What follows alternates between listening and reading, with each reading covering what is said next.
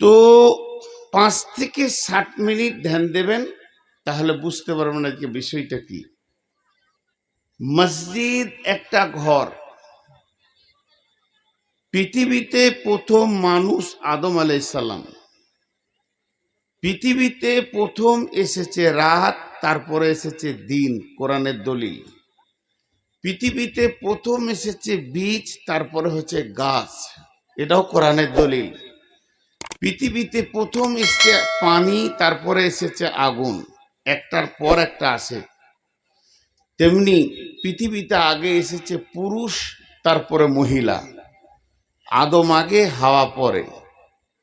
তেমনি এই পৃথিবীতে কত ঘর, লক্ষ লক্ষ ঘর, আপনার ঘর, আমার ঘর, তার ঘর, ওনার ঘর, মসজিদ একটা ঘর, স্কুল একটা ঘর, হসপিটাল একটা ঘর, স্টেশন একটা ঘর, প্রতীক্ষালয় একটা ঘর, কারখানা একটা ঘর, ঘরের বিভাগ আছে অনেক।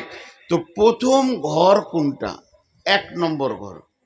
তার আগে কোনো ঘর ছিল না। ঘর থাকবে কেন? মানুষই তো ছিল না। ঘর প্রয়োজন একমাত্র মানুষের, অন্য কোনো প্রাণীর ঘর প্রয়োজন নাই। অন্য কোনো প্রাণী পৃথিবীতে ঘর করে না, তারা চালিয়ে নেয় নিজের জীবনটা। আল্লাহ তাদের রুলস দিয়েছেন, সেই নিয়মে চলে। তো প্রথম ঘর সিরিয়াল নম্বর 1, সেটা হলো কাবা শরীফ। কথা আছে কোরআনে, বিসমিল্লাহির রহমানির রহিম, ইন্না আউওয়ালা বাইতিন উদিয়া লিন-নাসি লাল্লাযী বিবাক্কাতা মুবারাকাও ওয়া হুদাল লিল আলামিন।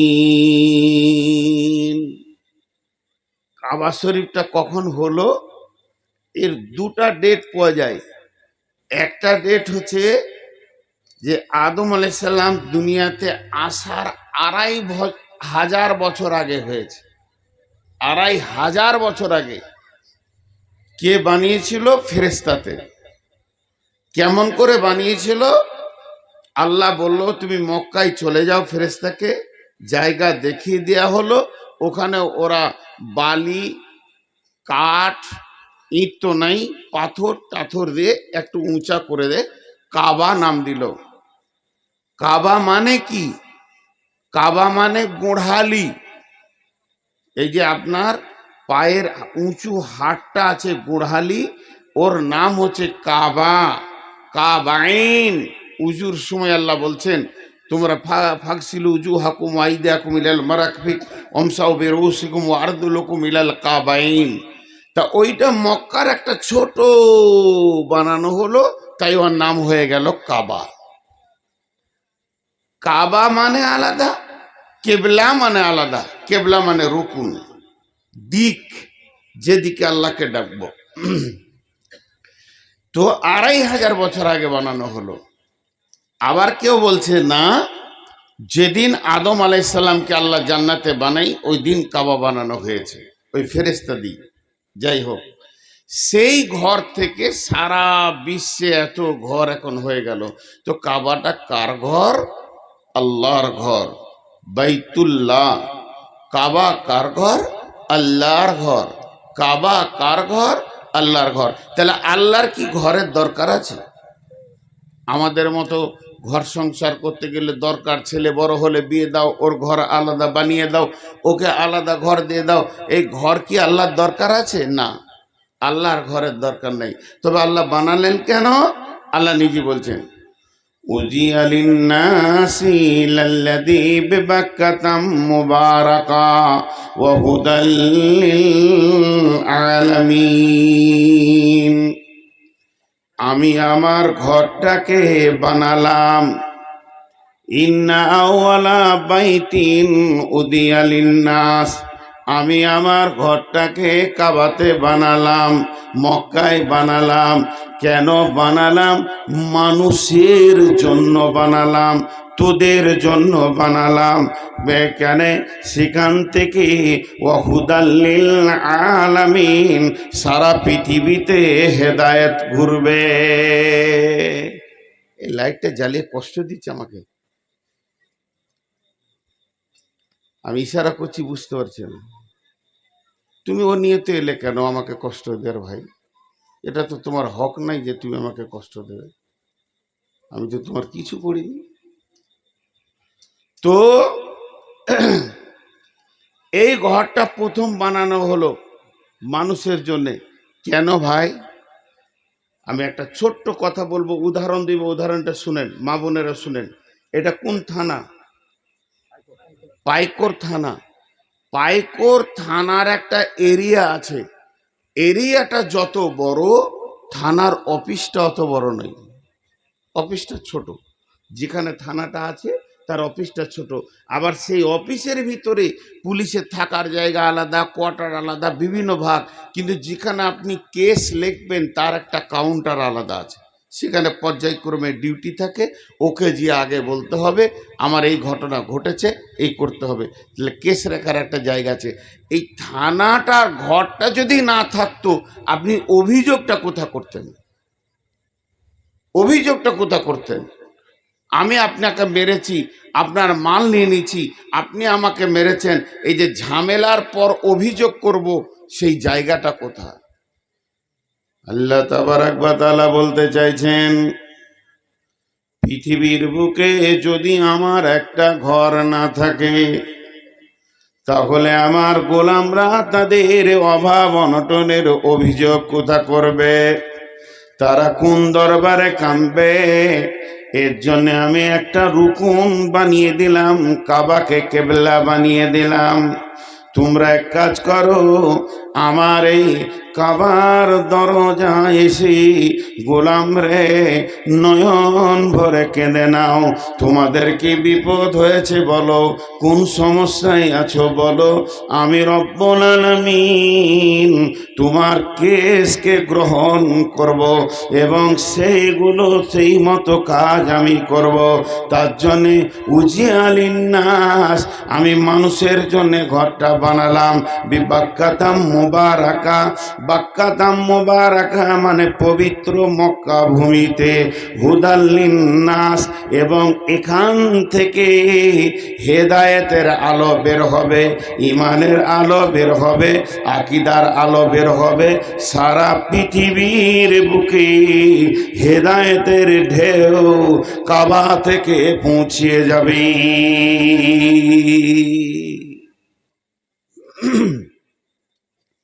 আমি এর জন্য কাবাকে বানালাম। একটু মনোযোগ, 5 মিনিট বলেছি। এখান থেকে হেদায়েত পৃথিবীর কোণে কোণে পৌঁছাবে। ওই পর্যন্ত সীমাবদ্ধ থাকবে কি? মানুষ তো দুটো, আদম আর হাওয়া। আজকে দুটো আছে, 800 850 কোটি। এই 850 কোটির মধ্যে 400 কোটি মুসলিমই ধরেলেন, আর খ্রিস্টান ধরেলেন 450 কোটি। হিন্দু তো 15-16 কোটি আছে গোটা বিশ্বে। কোথা আছে? ভারত ছাড়া, নেপাল ছাড়া আর কোথা আছে? তো সারা পৃথিবীতে এখান থেকে হেদায়েত পৌঁছাবে। একটা তফসিরে লিখছে, প্রতিদিন 360টা রহমত কাবার ওপরে নাজিল হয়। প্রতিদিন 360টা রহমত কাবার ওপরে নাজিল হয়। আর সেই রহমতগুলো তিলে তিলে তিলে তিলে সারা পৃথিবীর বুকে যত মসজিদ আছে, আপনার গ্রামে মসজিদ, আমার গ্রামে মসজিদ, ভারতবর্ষের মসজিদ, পাকিস্তানের মসজিদ, নেপালের মসজিদ, ভুটানের মসজিদ, আমেরিকার মসজিদ, সব মসজিদে বন্টন হয়ে যায়। এবার বলেন, এই গ্রামে কটা মসজিদ আছে? 14খানা মসজিদ। মসজিদগুলো কার ঘর? ভাই আপনারা কথা বলবেন না? মসজিদগুলো কার ঘর? আল্লাহর ঘর। কেমন? জায়গা আপনার, দলিল আপনার নামে ছিল, আপনার বাপের নামে ছিল, আর ওই মসজিদটা বানাতে 50 থেকে 60 লক্ষ টাকা পড়েছে, সেটাও আপনি দিয়েছেন। জায়গা আপনার, মসজিদও আপনার, রোড সাইডে সুন্দর করে মসজিদটা বানালেন, কিন্তু মসজিদে এখনো আজান চালু হয়নি। মসজিদ কিন্তু আপনার যখনই আজান দেবেন, আজান দিয়ে মসজিদ চালু হয়ে যাবে, নামাজ শুরু হয়ে যাবে, সেই দিন আর মসজিদের মালিকানা সত্ত্ব আপনার থাকবে না। ওয়ান্নাল মাসাজিদা লিল্লাহি ফালা তাদউ মা'আল্লাহি আহাদা।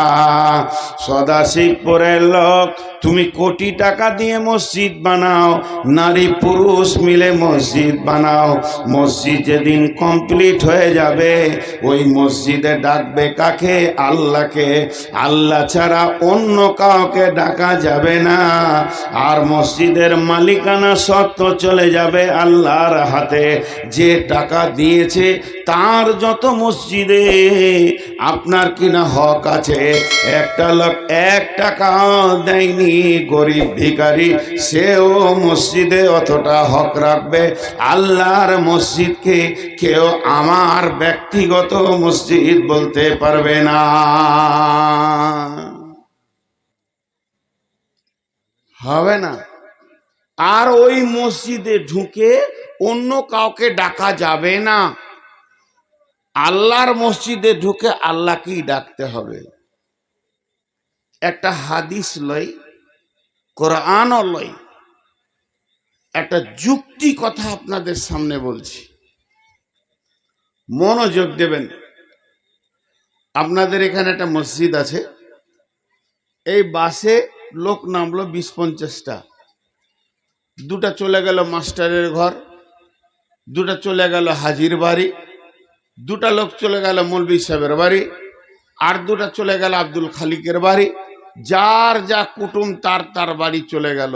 কিন্তু 2টা লোক নামলো, তাদের এখানে কোনো আত্মীয় নাই, মাদ্রাসার কালেকশনে এসছে, বর্ধমান নাই, মুর্শিদাবাদ কিংবা ওই মেদিনীপুর থেকে, তারা টুকটুক করে হেঁটে গিয়ে মসজিদে উঠলো।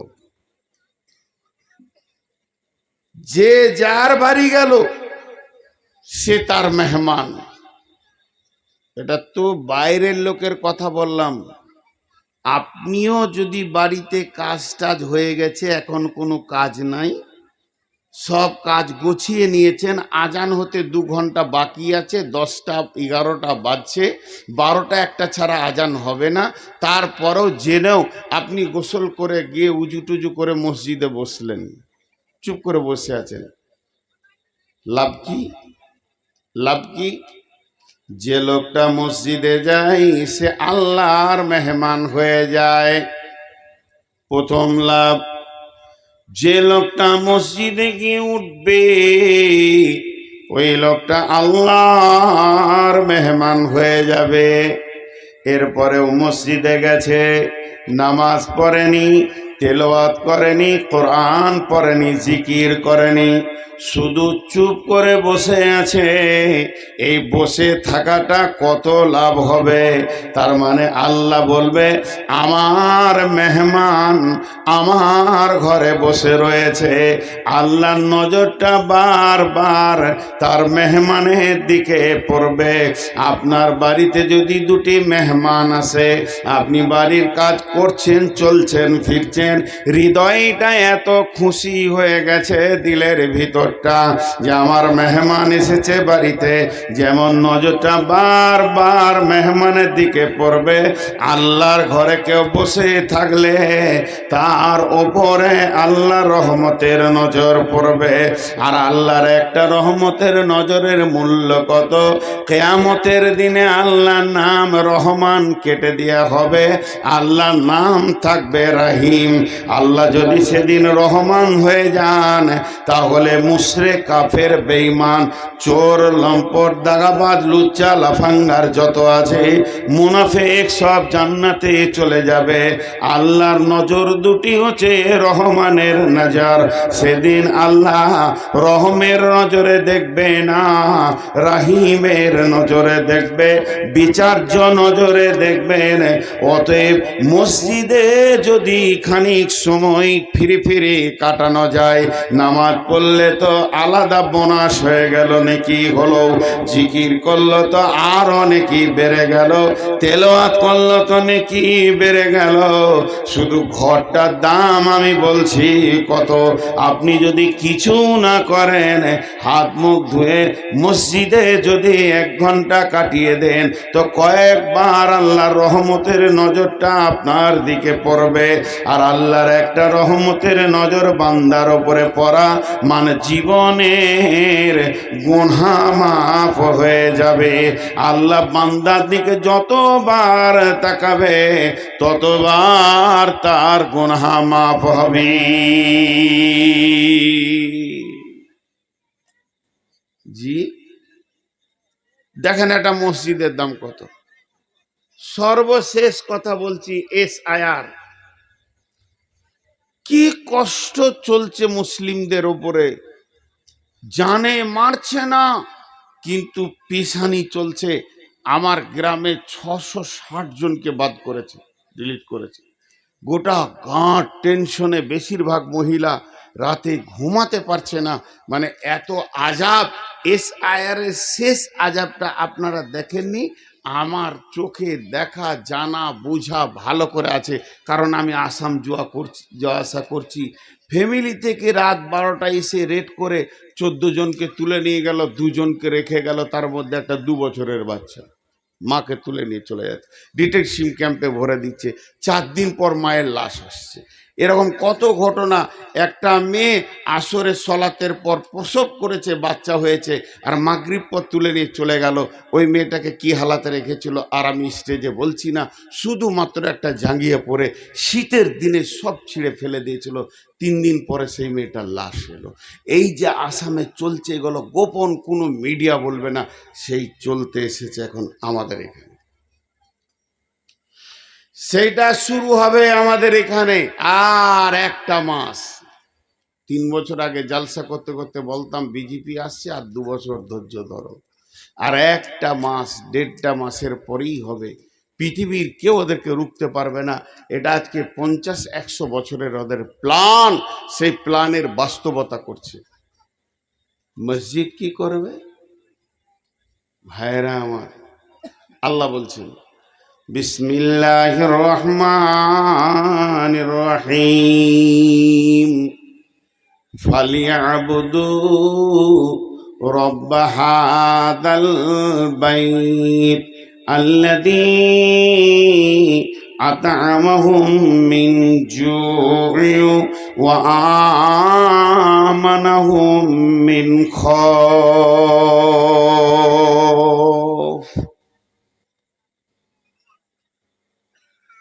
ছোট্ট সূরা, সবাই জানি।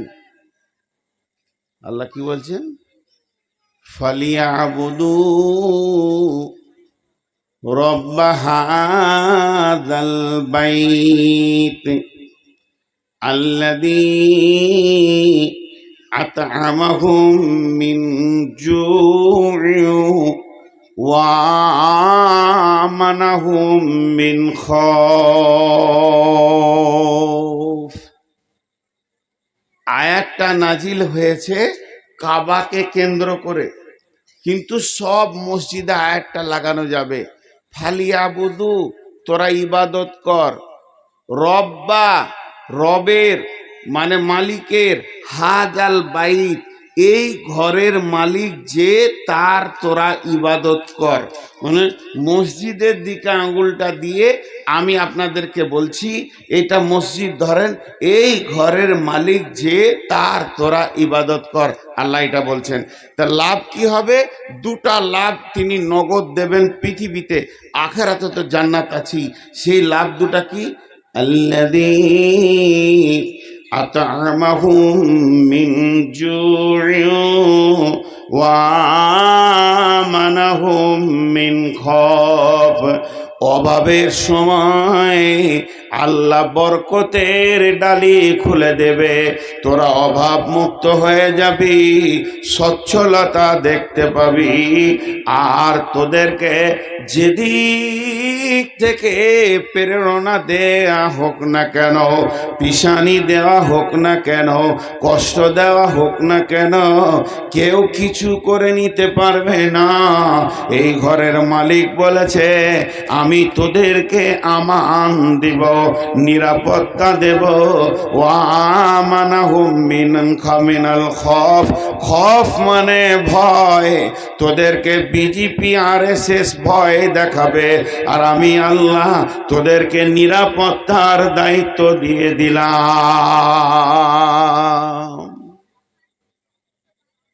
তুই আবার ওর কাছে এলি কেন? ওঠ ওঠ,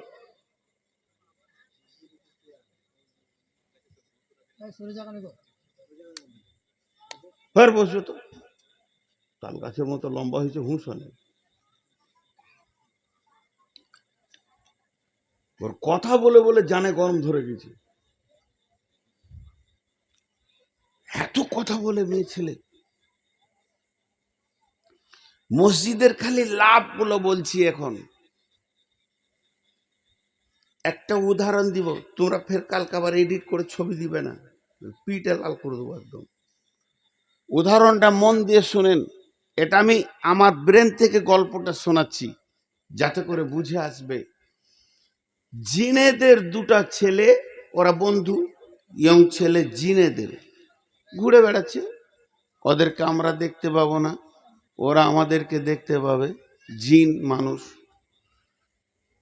তো ওরা দুজনা মাঠে আছে, ধরেন ওই মাঠে চুপ করে ঘুরে বেড়াচ্ছে দু বন্ধুতে। আর ওই দিকে একটা সাপ উড়ে বেঁধে আসছে, বেঁধে ও সাপ ধরবে। তো এক বন্ধু আর এক বন্ধুকে বলছে, দেখবি সাপুরেকে কি খেলা দেখাবো, দেখবি? বলে কি দেখবি? বলে আমি একটা বড় সাপ হয়ে যাই, কেউটে সাপ নাইলে খরিস সাপ হয়ে যাব, ও আমাকে ধরার লেগে আমার পিছে পিছে ধরবে, আমি ধরা দিব না, তুই খালি মজাটা দেখবি দাঁড়িয়ে দাঁড়িয়ে। তো ওকে বলল, এই যে তোকে এক গ্লাস পানি ফুঁক দিয়ে দিলাম, যখন দেখবি যে আমি খুব বিপদে পড়ে গেছি বা ধরে নিয়েছে, তখন ওই পানিটা আমার গায়ে ছিটিয়ে দিবি। ঠিক আছে। এই ধরেন রাস্তায় দাঁড়িয়ে আছে দুই বন্ধু, একজনের সাপ হয়ে গেল বেঁধে। তো বলছে ওরে বাপরে, খড়িস পেলেছি। এবার লাগলো আর পিছে দৌড়তে, পিছে দৌড়ছে, ই বিন বাজাচ্ছে, বাঁশি বাজাচ্ছে, ওই বাঁশিতে ও মন্ত্র পরে বান মারছে আর কি, ঘেরছে ওকে, চারিদিকে বান মেরে দিল যেন সাপটা আয়ত্তের বাইরে না যায়। জাদু। মাঝে একটা গল্প বলছি, ভাববেন না যে বুখারী শরীফে কত নম্বর হাদিস মূল সাহেব বলে দেন তো, তাহলে আমার বাঁশ চলে যাবে। এটা হাদিস না, এটা গল্প। একটা এড়িয়াকে বান মেরে দিল, তার বাইরে যেতে পারছে না। তো ওখানে একটা গাছ ছিল, গাছে সাপটা উঠছে, লটাস করে পড়ে গেল, গাছে উঠতে পারলো না। একটা দেয়ালে যে চাপছে, আবার পড়ে গেল। দেয়ালে একটা ফাট আছে, ওখানেও ঢুকবে নিয়ত করেছে, আবার যেতে পারলো না। এবারে ইটের নিচে ঢুকবে, যেতে পারছে না। শেষকালে ওই যে সাপ ভরে রাখে, ঠোঙাগুলো বড় বড় ওদের করা আছে, ওইটাকে বার করে রেখে দিয়েছে, মুখটা ফাঁক করে দিয়েছে, সুসুর করে সাপটার ভিতরে ঢুকে গেল, খাপড়িটা লাগিয়ে দিলে এবার নিয়ে চলে গেছে। তখন এই ছেলেটা, জিন ছেলেটা, ওর বন্ধুটা মানুষ হয়ে গিয়ে ওর সামনে গিয়ে বলছে, সাপটা ছেড়ে দাও না জি, ওটা সাপ লয়, ওটা জিন, ওটা আমার বন্ধু। বলছে হ্যাট মাথা খারাপ, না ছেড়ে দাও, হ্যাট মাথা খারাপ, না ছেড়ে দাও। এবার এই জিদ ধরেছে, যখন নিয়ে চলে গেছে তো ওর ছাড়াতে হবে। শেষকালে বলেছে তুমি একবার খুলো, দেখো জিন কিনা আমি দেখিয়ে দিই। খুলেছে, ওর কাছে পানিটা ছিল, মেরে দিয়েছে, আবার জিনেদের বাচ্চা হয়ে গেছে। হয়ে গেল গল্প বলা। এরা দুই বন্ধুতে গল্প করছে, এবার সাপুরে চলে গেল। যে বন্ধুটা দেখছিল সে বলছে, তোর কি হচ্ছিল, তুই পালালি না কেন? তুই তো বলেছিলি দৌড়ে পালাবো। তখন বলছে, বন্ধু আমি পালাতে যাচ্ছিলাম, কিন্তু ভদ্রলোক বান মেরে দিয়েছিল, আগুনের মতো জ্বলছে চারিদিক।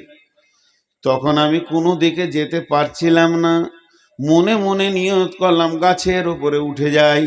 আর গাছের দিকে যখনই উঠতে শুরু করেছি ওখানে বান মেরে দিল, দেয়ালে বান মেরে দিল, ফাটটাতে বান মেরে দিল, ইটের নিচে বান মেরে দিল।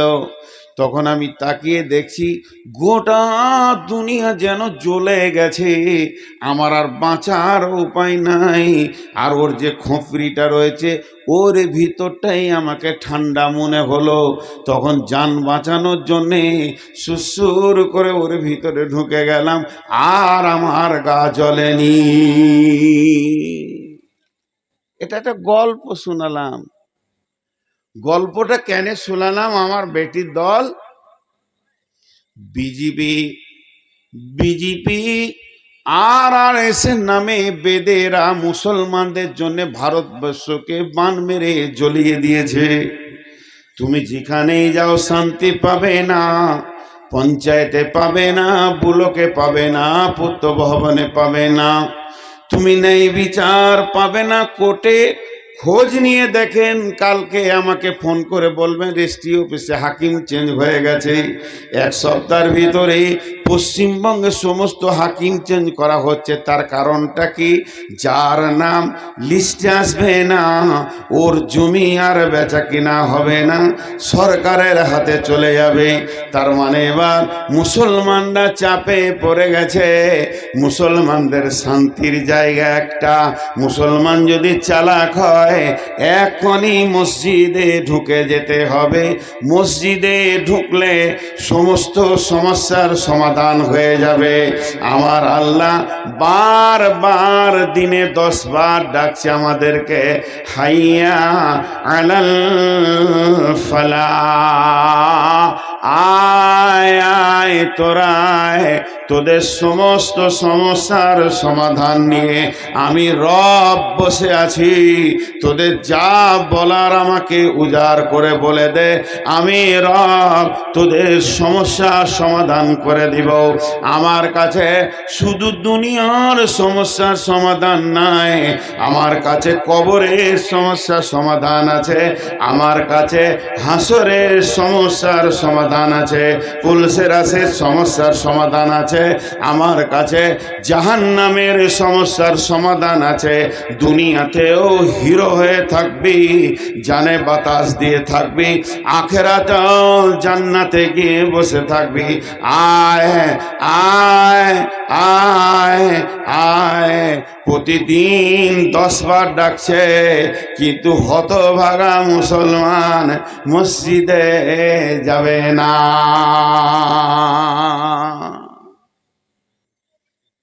আজকে তকিপুর স্টেশন ঢুকছে, দেখছি বাম দিকে মাঠে কিছুগুলো লোক বসে।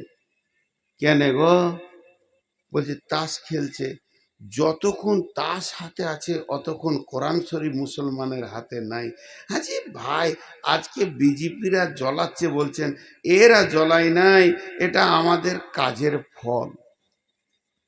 ইস ঘর মে আগ লাগি হ্যায় ঘর হি কি চিরাগ সে, আমার ঘরে আগুন লেগেছে আমার নিজের বাড়ির প্রদীপে, এটা কাউকে দোষ দেবেন না। আহা,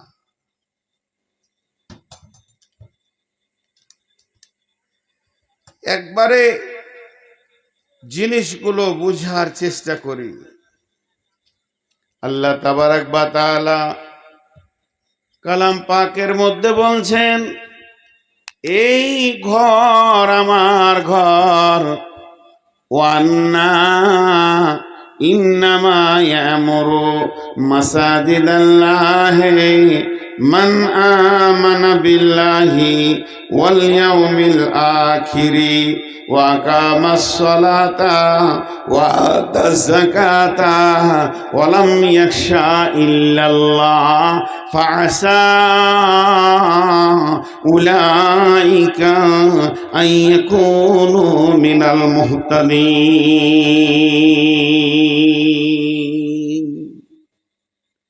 কত দামি কথা বলেছে জানেন এখানে? সব কথাটা ব্যাখ্যা করলে কিছু লোক হাসবে আর কিছু লোকের গা জ্বলে চিচ্চির করে আগুন লেগে যাবে। আল্লাহ এখানে এত দামি কথা বলেছেন। মসজিদ আল্লাহর ঘর। হাজি ভাই, আমি একটা কথা জিজ্ঞেস করছি, সাদা সিধে কথা। আপনারা একবার উত্তরটা দিবেন। রাস্তার ওই পাশে মাস্টারের বাড়ি, আর এই পাশে বাড়ি হলো ডাক্তারের। ডাক্তারের একটা কুকুর আছে, ওই কুকুরটাকে ও খেতে দেয়, ওই কুকুরটাকে চিকিৎসা করে, কুকুরটাকে গোসল করায়, কুকুরটা টাইমে টাইমে খাবার দেয়, কুকুরটাকে ভালোবাসে। মাস্টারও ওই কাজ করে, কুকুরটাকে খেতে দেয়, কুকুরটাকে ভালোবাসে, কুকুরটার চিকিৎসা করে, কুকুরটার গরু দায়িত্ব নিয়ে চলে। এখন দুজন, রোডের পূবে একজন, রোডের পশ্চিমে একজন। মাস্টারের কুকুরটা যদি একবার ডাক্তারের ঘরে ঢুকে যায়, রুটি পাবে না লাঠি পাবে?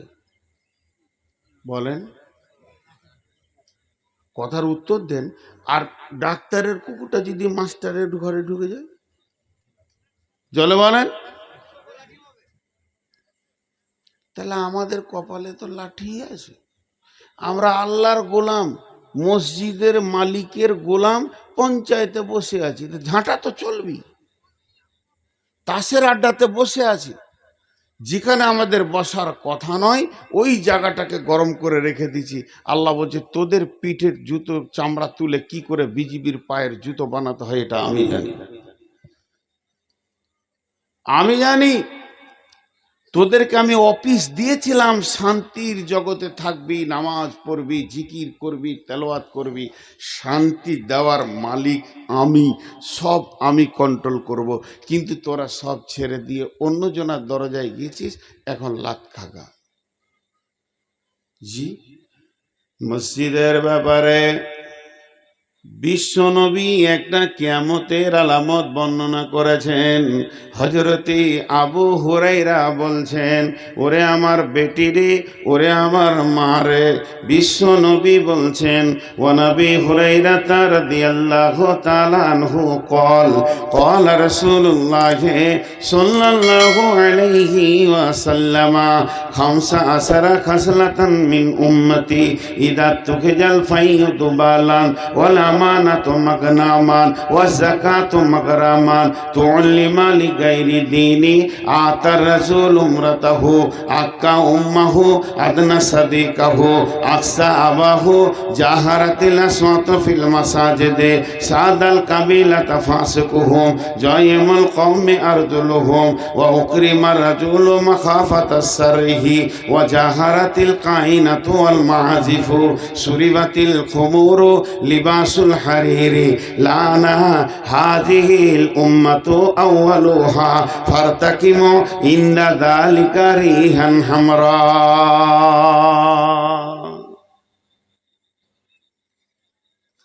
হাদিসটা পড়লাম, তর্জমা করার আগে মনে হচ্ছে আধ ঘন্টা বুক ফাটিয়ে কাঁদি, তারপরে তর্জমা করব। আমি স্টেজে আছি, শুধু স্টেজে লাই, তারপরে আবার চেয়ারে।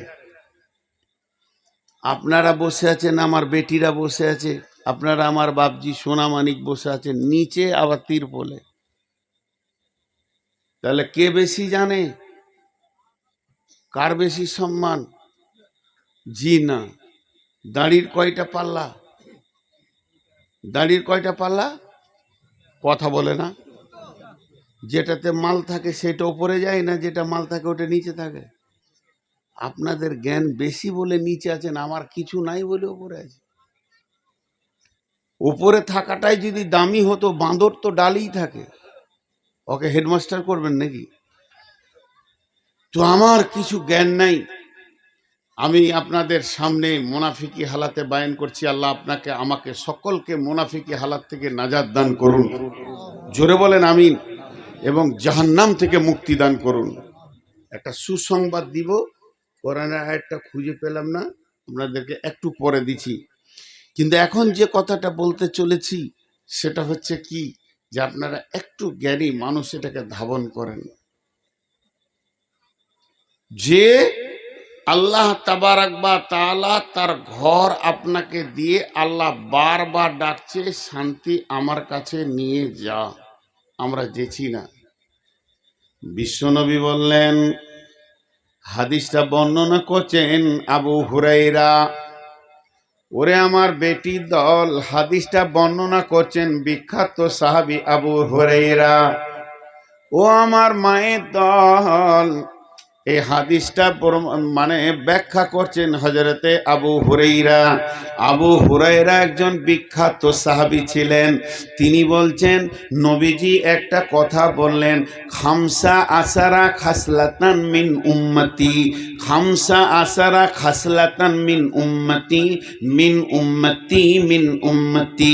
এই কথাটা বেশি গুরুত্ব দেন, মিন উম্মতি। কিয়ামতের আগে 15টা জিনিস দেখতে পাবে আমার উম্মতের ভিতরে, আমার উম্মতের ভিতরে। তাহলে এই পৃথিবীতে আছে মুসলমান আছে, হিন্দু আছে, শিয়া আছে, সুন্নি আছে, কাদরিয়ানি, চেকস্তানি, নকশবন্দি, আর ব্যানার্জি, চ্যাটার্জি, গো, দাস, গুপ্ত, শাহ, সৈয়দ, মোল্লা, পৃথিবী যেন বিভিন্নভাবে ভরে গেছে। কিন্তু সব জনা তো নবী মোহাম্মদকে নবী বলে মেনে নিতে পারেনি। যারা মেনে নিতে পারেনি তারা এই 15টা থেকে বাইরে থেকে গেল। তাদের ব্যাপারে ফয়সালা আল্লাহই ভালো জানেন, তারা তো আর উম্মতে মোহাম্মদী নয়। কিন্তু যারা উম্মতে মোহাম্মদী বলে নিজেকে দাবি করে, অন্তত আজকের মাহফিলে বলা যেতে পারে যতগুলি লোক এখানে বসে আছে সবাই নিজেকে উম্মতে মোহাম্মদী দাবি করে। আমার বেটিরা দাবি করে আমরা মুহাম্মদ সাল্লাল্লাহু আলাইহি সাল্লামের উম্মতা, আমরা যেন মুহাম্মদকে কলিজার টুকরা মনে করব। আর কিয়ামতের দিনে আমরা মুহাম্মদ সাল্লাল্লাহু আলাইহি সাল্লাম ছাড়া চলতে পারবো না।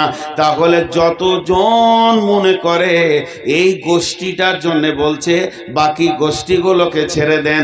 আল্লাহ রসুল বলছেন কিয়ামতের আগে এদের কাছ থেকে 15টা জিনিস তোমরা দেখতে পারবে। জনসাধারণের মাল নেতারা লুটে খাবে, যত মুসলিম নেতা আছে এরা জনসাধারণের মালকে লুটে খাবে, আমানতের খিয়ানতি করবে, জাকাতকে জরিমানা মনে করবে। আর পৃথিবীর সেরা কিতাব আল্লাহর কিতাব, এই কিতাব ছাড়া অন্য কিতাবের পড়াশোনার পেছনে ছেলে লেগে যাবে। আমি একজন গার্জেনকে ফোন করছে মাদ্রাসা থেকে, খালামা আপনার ছেলেটাকে মাদ্রাসায় দেন, ব্রেনটা খুব ভালো, ভালো আলেম হবে। মহিলাটা উত্তরে বলছেন মৌলভী সাহেবকে, হুজুর মাফ করবেন, ছেলেটাকে ইংলিশ মিডিয়ামে ভর্তি করব। আমার ছেলেটা বড় ব্রেয়ান। খানা জেনে নেন এই পৃথিবী দিনী শিক্ষা বাদ দিয়ে বেদিনী শিক্ষার প্রচার প্রসার বেড়ে যাবে। যে কোরআনে একটা জের যাবার মিথ্যা নাই, এটা পড়ানোর মতো মা বাপ পাওয়া যাবে না। পড়ানো তো ছেলের দায়িত্ব নয়, সে কিছু বুঝে না, এমন একটা মা বাপ পাওয়া যাবে না আমার ছেলেটা ব্রেনিয়ান, ওকে আমি মাদ্রাসায় পড়াবো। ডাক্তারি শেষ হয়ে যাবে মরে গেলে, উকিলের ওকালতি শেষ হয়ে যাবে মরে গেলে, জজের জজগিরি শেষ হয়ে যাবে মরে গেলে, নেতার নেতাগিরি শেষ হয়ে যাবে মরে গেলে। পৃথিবীর জেনারেল শিক্ষা যেটা আপনার ছেলেকে দেবে ওইটা শেষ হয়ে যাবে আজরাইল এলে। আর এই লাইনের পড়া আল্লাহ হালাল সুন্দর রুজি দুনিয়াতে তো খাওয়াবেই। মৌলানা মুফতি মুহাদ্দিস আলেম হাফেজ কারীকে কাউকে দেখতে পাবেন না যে দুনিয়াতে দুঃখ ব্যথা নিয়ে বাস করছে, কারণ এদেরকে আল্লাহ একটা শান্তি বিরাজ করে। আর যেদিন মরে যাবে সেই দিন এদের আসল শিক্ষাটা কাজে লাগবে। আল্লাহ নবী বলেছেন ওই মা বাপকে মতির মিম্বারে বসানো হবে, হিরে মণি মুক্তা মতি, সেই মতির মিম্বারে কিয়ামতের মাঠে বসানো হবে। ওই নারীটাকে ওই পুরুষটাকে বসানো হবে, আর ওদের মাথায় একটা তাজ দেওয়া হবে নূরের। ওই তাজটা পূর্ব থেকে পশ্চিম আলো হয়ে যাবে। ওই মেয়েটিকে ওই ছেলেটিকে ওদের দুইজনের কোরসে একটা আলেম তৈরি হয়েছে, একটা হাফেজ তৈরি হয়েছে।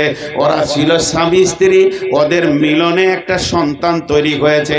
ওটা হলো আলেমের মা, হাফেজের মা, কারীর মা, মৌলানার মা, মুফতির মা। অথচ আল্লাহ নবী বলছেন সেই দিনটা এমন একটা দিন আসবে যে দিন মানুষ দিনই শিক্ষা বাদ দিয়ে বেদিনী শিক্ষা করবে। পুরুষেরা মেয়েদের পেছনে পেছনে ঘুরবে, পুরুষেরা মেয়েদের বশীভূত হয়ে চলবে, মাকে ধুমকে কথা বলবে, মা ছেলের কাছ থেকে মিষ্টি কথা শোনার অভাব হয়ে যাবে, বাপকে রাখালের মতো ব্যবহার করবে, বাপ বাপ ও মিষ্টি কথা শুনতে পাবে না, তবে মিষ্টি কথা ছেলে বলবে কাকে? বন্ধু বান্ধবের সাথে মিষ্টি মিষ্টি আলাপ করবে। সেই জামানায় কি ঘটবে? গাঁয়ের নেতা হবে চরিত্রহীন লোক, পঞ্চায়েতের মেম্বার হবে চরিত্রহীন, লুচ্চা লম্পট বেঈমান দাগাবাজ চোর বেঈমান লোক। তারা ভালো মানুষের বিচার করবে। একটা বিচার বসলে 10টা লোক যদি বসে, তো 10টার মধ্যে 9টাই হবে বদমাস গুন্ডা লম্পট চোর দাগাবাজ, যাদের জিন্দেগির কোনো গ্যারেন্টি নাই। সে মাতাল লোক ইমানদারের বিচার করবে। জাহারাতিল আসওয়াত ফিল মাসাজিদে, মসজিদে জোরে জোরে জোরে জোরে গল্প করবে, মসজিদটাকে আড্ডাখানা বানিয়ে নেবে। এটা আল্লাহর ঘর, এটা বুঝবে না। ওই জামানায় কি হবে? মানুষ মানুষকে সম্মান করবে তার মারের ভয়ে, মানুষ মানুষকে সম্মান করবে তার মারের ভয়ে। আর আমার উম্মতের হাতে মদের বোতল চলে যাবে। মুসলমান, তোমাদের তো দলিল আছে মদ হারাম, তা মুসলমান উম্মতে মোহাম্মদে মদ পান করবে। আর সেই জামানায় কি হবে? রেশমের পোশাক পরবে, রেশমের পোশাক পরবে। এত কাণ্ড করার পর ওদের শেষ কথাটা শুনলে গা জ্বলে যাবে। লানা হাদিহিল উম্মাতু আউয়ালুহা।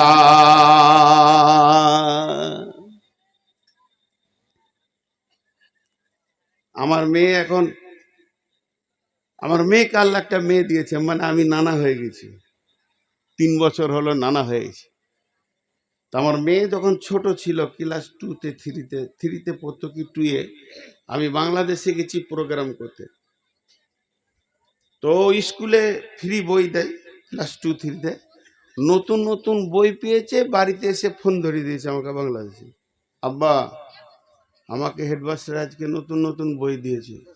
কি বই মা? কিশলয় বই, ইতিহাস বই। ইতিহাসে কি আছে?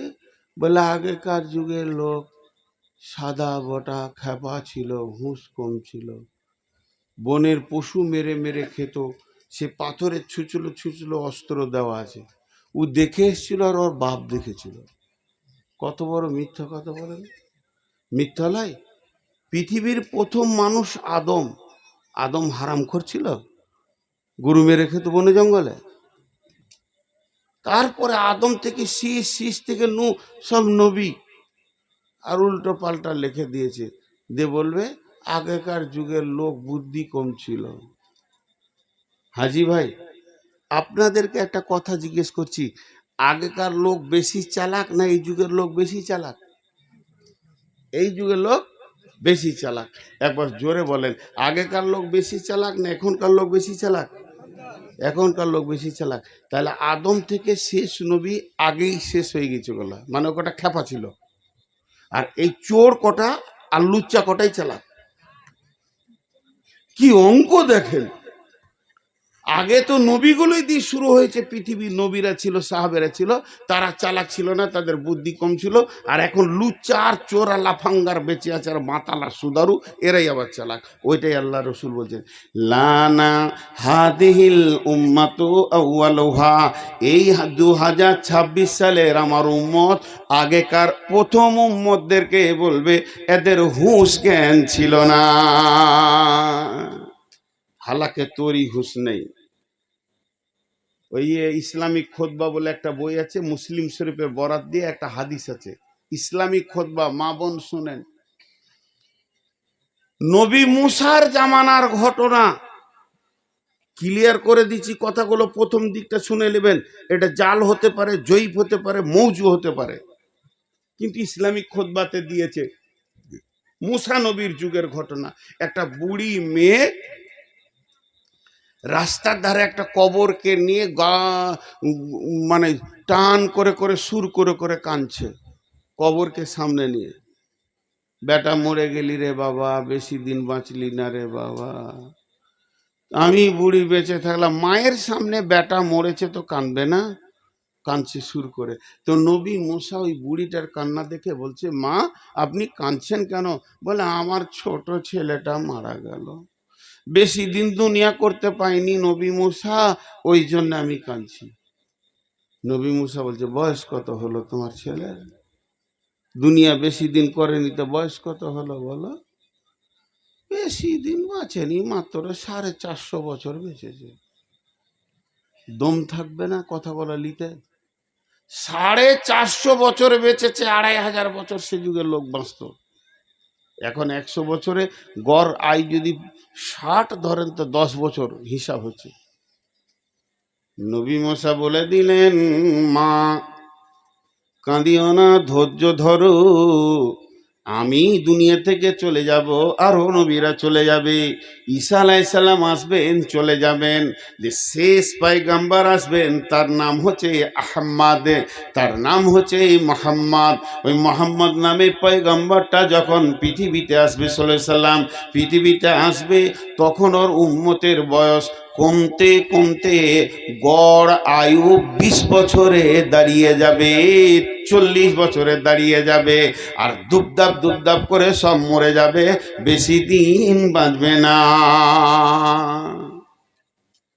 ওর আজকা কথা শুনে দম বন্ধ হয়ে গেল। 20 বছর? তো মেয়েটা দুটো প্রশ্ন করেছিল, তারা ঘর সংসার করবে না, বিয়ে করবে না, বাড়ি ঘর বানাবে না, বিয়ে করবে না? মুসা উত্তর দিয়েছিলেন, তাদের বিয়েতে এমন ধুমধাম হবে তোমার আমার বুঝে আসবে না। খাবারের ভ্যারাইটি, আর বাবুচি, আর নাচ গান, আর ক্যামেরা, আর লাফালাফি কোদাকুদি এমন হবে তোমার আমার আর বুঝে আসবে না, এ যুগের লোক বুঝে নিতে পারবে না। আর তাদের ঘর তলা তলা তলা তলা বানতে বানতে একবারে আকাশ চুম্বি টাওয়ার হবে, তারপরে বুর্জ খলিফা হয়ে যাবে, 100 200 250 তলা হবে, আকাশ চুম্বি হবে, তোমার আমার বুঝে আসবে না। তখন বুড়ি মেয়েটা মুসা নবীকে জবাব দিয়েছিল, ও নবী মুসা, ও নবী মুসা, নবী মুসা রে, আমার একটা হ্যাঁ, তবে নবী মুসা বলেছিল তারা ঘর বানাবে, বিয়ে ধুমধাম হবে, তাদের একদিক খুব কমজোর হয়ে যাবে, আল্লাহর সাথে সম্পর্ক থাকবে না, হাজার আজান শুনলেও মসজিদে পাওয়া যাবে না, যত সময় চায়ের দোকানে দেবে, যত সময় ক্লাবে আড্ডাতে দেবে, বন্ধুর সঙ্গে ঘুরে বেড়াবে, ওর থেকে 1000 ভাগের 1 ভাগ সময় মসজিদে দেবে না, ওরা এত বেঈমান হবে, আল্লাহর সাথে গাদ্দারি করবে। তখন ওই বুড়ি বলেছিল, ও নবী মুসা, নবী মুসা রে, আমি যদি ওই জামানার মেয়ে হতাম তাহলে কি করতাম শুনে নাও, খাওয়ার চিন্তাটাকে ছেড়ে দিতাম, আর ঘরের চিন্তাটা ছেড়ে দিতাম, যে একটা গাছকে রেডি করতাম, ওই গাছের নিচেই 20 বছর কাটিয়ে দিতাম, আর ওই গাছের পাতা খেয়ে কাটিয়ে দিতাম, তবে আল্লাহকে আমি নারাজ করতাম না।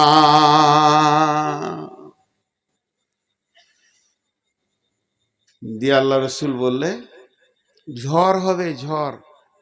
আলিম বসে আছে, জিজ্ঞেস করেন ঝড়ের কালারটা বলেছেন আল্লাহ রসুল কোন যুগে বলে গেছে, রিহান হামরা, রিহান হামরা।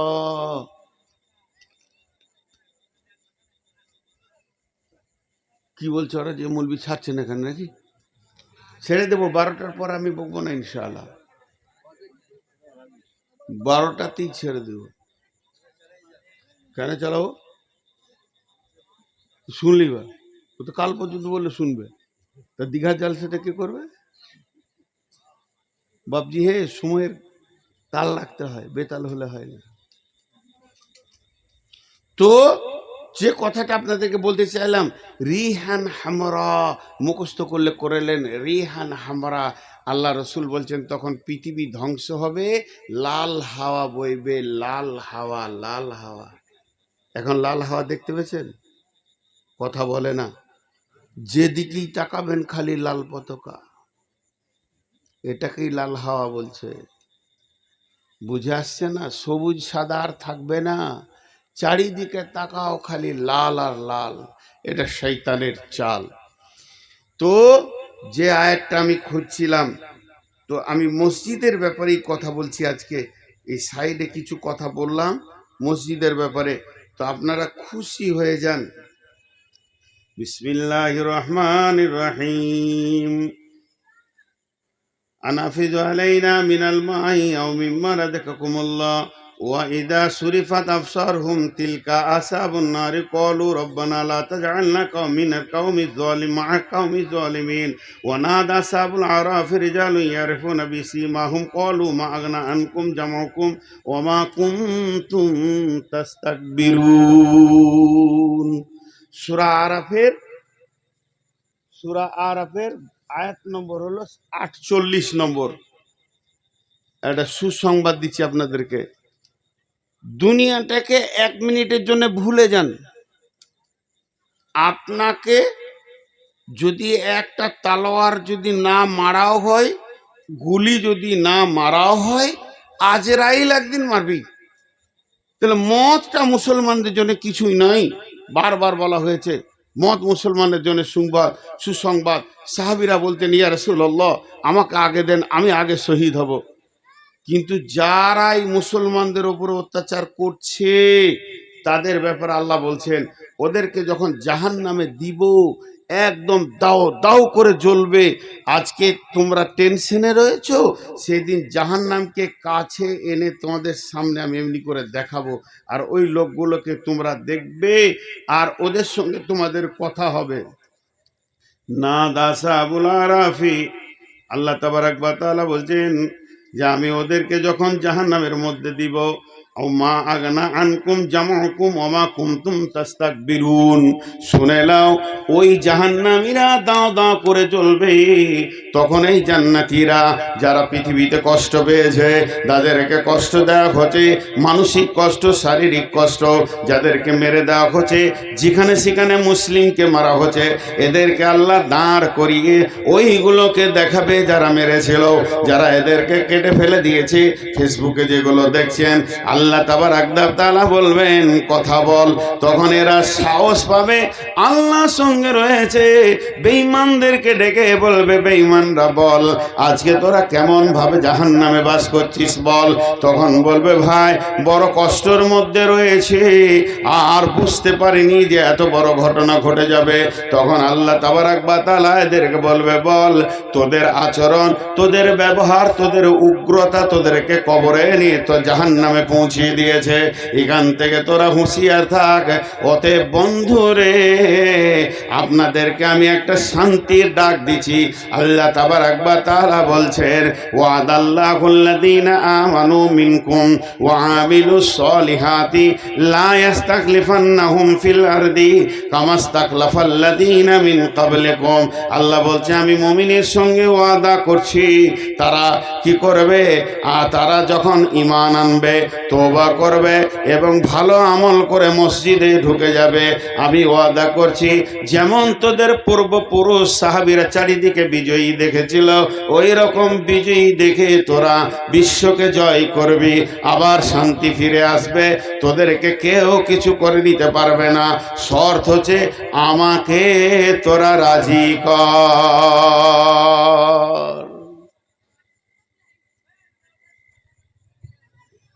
একটা ছোট কথা জিজ্ঞেস করছি, ছোট মতো, এর ভিতরে কারো বুকে সাহস আছে? কারো বুকে একজনের সাহস আছে যে আমি 100% আমি বিশ্বাস করি আমার উপরে আমার আল্লাহ রাজি আছে? আপনার তো দাড়িই নেই, তারপর আল্লাহ রাজি আছে কি করে? হ্যাঁ, ফালতু বকছে, পাগলা হয়ে গেছে। দাড়ি চাঁচাদের শাস্তি বলবো? তো আল্লাহ রাজি আছে, সাহাবীরা বলতে পারেনি, ভয় খেয়েছে। 100% আমার উপরে আল্লাহ রাজি আছে এটা বলতে পারেনি। একটা জিনিস কাগজ কলম নিয়ে অঙ্ক করেন, মুসলমানদের উপরে নরেন্দ্র মোদী নারাজ, মুসলমানদের উপরে আদিত্যনাথ যোগী নারাজ, মুসলমানদের উপরে অমিত শাহ নারাজ, ভারতবর্ষের সব মন্ত্রীগণ লিখতে লিখতে ডোনাল্ড ট্রাম্প নারাজ, সব নারাজ, সব নারাজ, সব নারাজ। সবগুলাকে পায়ে করে ঠেলে দেন, সবগুলার মুখে ঝাঁটা মেরে দেন, আমাদের উপরে আল্লাহই নারাজ। তার জন্য এই আযাবগুলো হচ্ছে। আল্লাহ যেদিন রাজি থাকবে সেদিন বিশ্বকে কুত্তা বানিয়ে দেবে, পায়ের জুতো সাফ করার কুত্তা বানিয়ে দেবে। আমি আল্লাহর কসম করে হাত তুলে বলছি, আমার বিশ্বাস নেই যে আমার উপরে আমার আল্লাহ রাজি আছে কিনা। আমি আর কনফিডেন্স নিয়ে বলছি। তো ভাই, আগে আল্লাহকে রাজি করতে হবে। মসজিদ বানানো ভালো কাজ না খারাপ কাজ?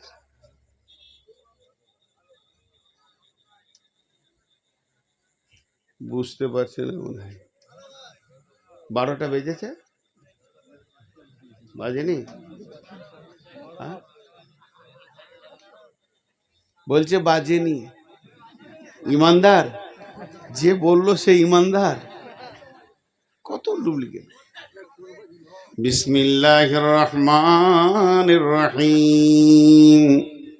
والذين اتخذوا مسجدا جرارا وكفرا تفريقا بين المؤمنين وإرصادا لمن حارب الله ورسوله من قبل ولا يحلفن إن أردنا إلا الحسنى والله يشهد إنهم لكاذبون। এই কি শুরু হলো?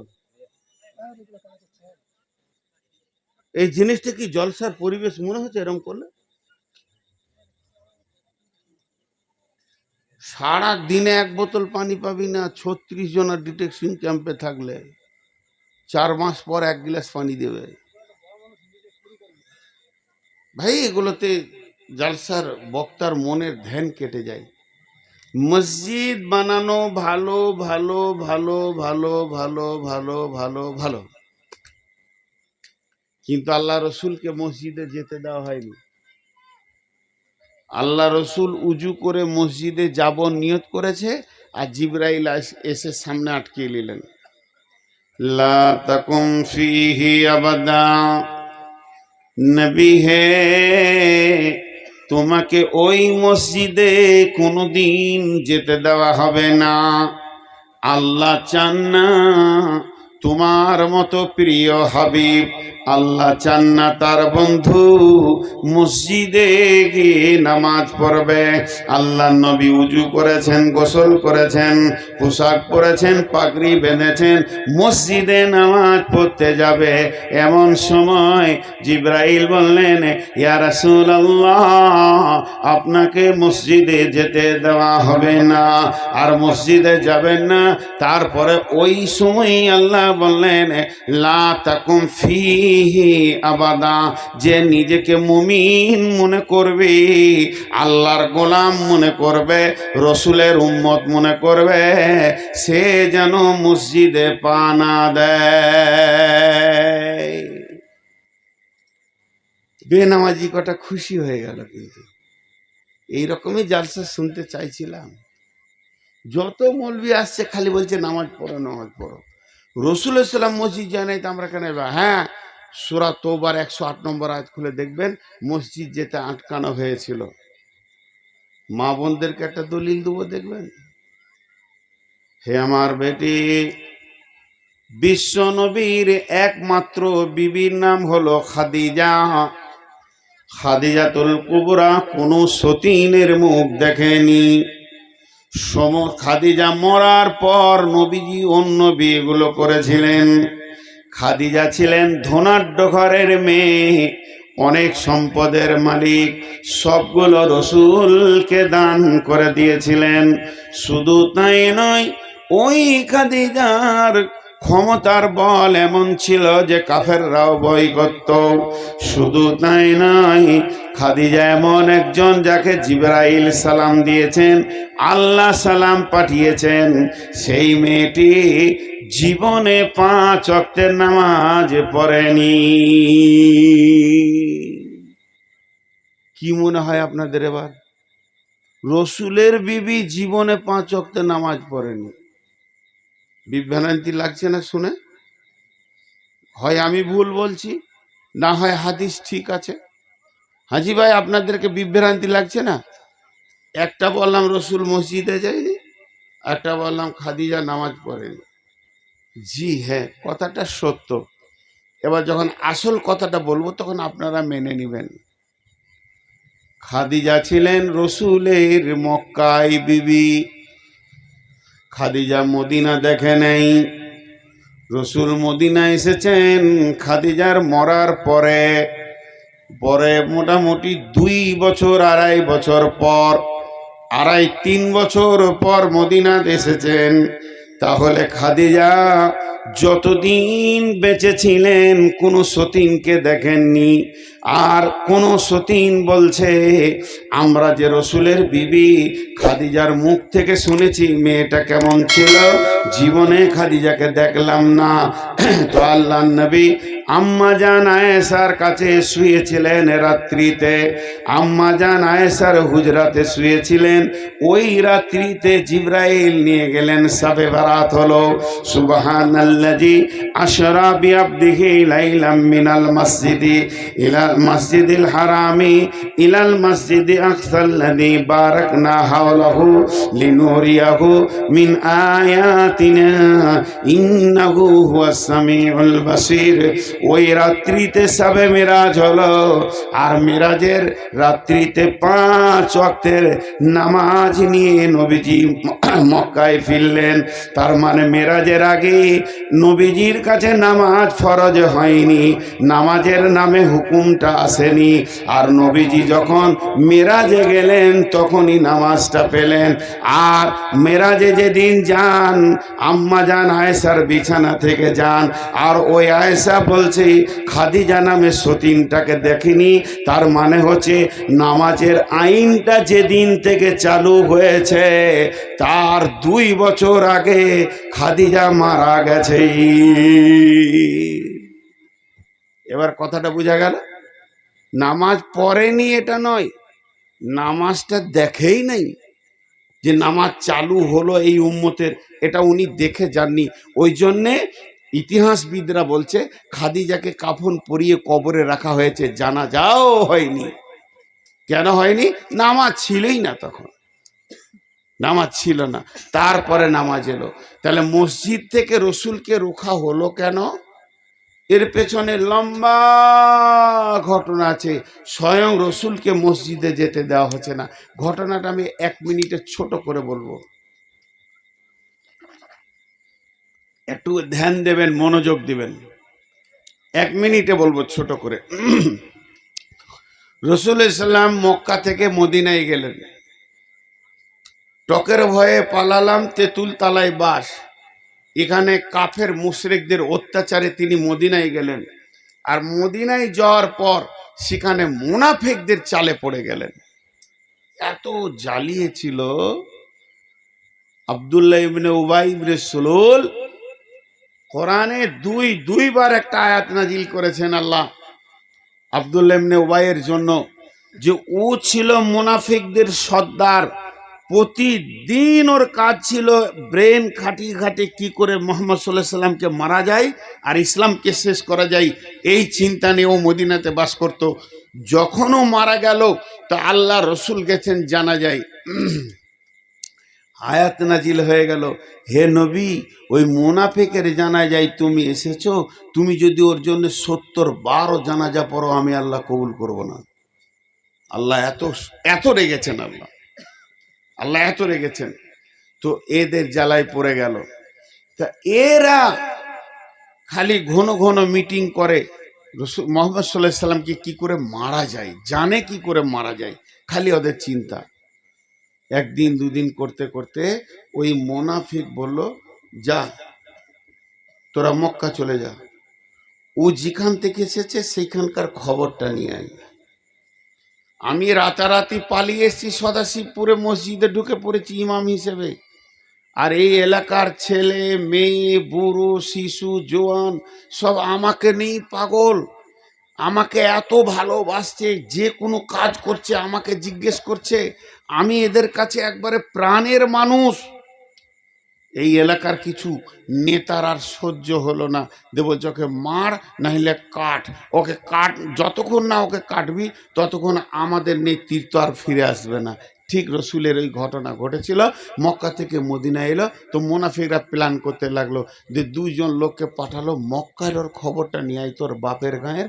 যেই খবর আনতে গেছে তো যদি আবু জাহেলের বেটাকে জিজ্ঞেস করে মোহাম্মদকে চিনো তো উত্তর ভালো দিবেও। এরা যেমন বদমাস, মক্কায় ঢুকে ওই রকম বদমাসকে জিজ্ঞেস করে যে, হাগো মোহাম্মদ বলে একটা লোককে চিনো? উফ, খুঁজছি ওকে কাটবার লেগে। আর কলজাটা তখন বড় হলো, রে বাপরে, দুশ্মন তো এখানেই আছে। এদেরকে বললো ঠিক আছে তোমরা থামো, খবর দিচ্ছি। চলে গেল মদিনায়। মদিনায় ওরা আবার মুনাফিকরা দল বেঁধে বসলো, কিরে তোদেরকে মক্কায় পাঠালাম, খবরটা কি? ওরে দুশ্মনের ঢেরি লেগে আছে, ডিপো ওয়ার, যদি আসতে দেওয়া হয় ফুটিয়ে দেবে। তখন বলছে ওই দুশ্মনগুলো এসে কার ঘরে থাকবে? যার ঘরে থাকবে। মোহাম্মদ সাল্লাল্লাহু আলাইহি সাল্লাম এমন পাওয়ারওয়ালা, আমরা তো চাটনিতে কজন আছি, জুটবো না, ও মেরে শেষ করে দেবো। ওর আইন খুব কড়া, কতল করো, চামড়া ছিলে দাও, তাহলে আমরা জুটবো না। কি করতে হবে? ওই বাইরের লোকগুলোকে তো এখানে রাখতে হবে, দুটি খেতে দিতে হবে, আর ফাঁকা টাইম পাবে মোহাম্মদ সাল্লাহকে মেরে দিয়ে চলে যাবে, মারবে ওরা, কেস হবে ওদের, বুঝবে ওরা। ওই দুশ্মনদেরকে জায়গা দে।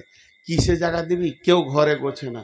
তখন বলছে একটা মসজিদ বানাও, ছোট ওয়াক্তিয়া মসজিদ বানাও, আর মসজিদটা যখনই হয়ে যাবে ওরাও মিছামিছি নামাজি বেনে যাবে, যে এইখানে এসে মসজিদে থাকবে, আমরা দুবেলা রুটি মাংস ভাত খাইয়ে দিব। ওই ফাঁকে ফাঁকে ওরা নিশান করে করে দেখবে যে নবী মোহাম্মদ কখন একা আছে, কাবাতে ঘুরছে কি মদিনা নববীতে রয়েছে, ওই সময় মেরে দিয়ে চলে যাবে, আমরা কেস হবে না, বেঁচে যাব। এই বুদ্ধি করে মদিনাতে একটা মসজিদ বানানো হলো। ওই মসজিদটার নাম দেওয়া হলো মসজিদে জেরার। ওই মসজিদটা যখন হয়ে গেল, কাঠ খোটা দিয়ে চট করে বানিয়ে নিল, যেহেতু ওই রসুলের দুশ্মন ওইখানে এসে রাত থাকবে আর ওকে মেরে যাবে, কারো ঘরে থাকবে না, কেস লাগবে না।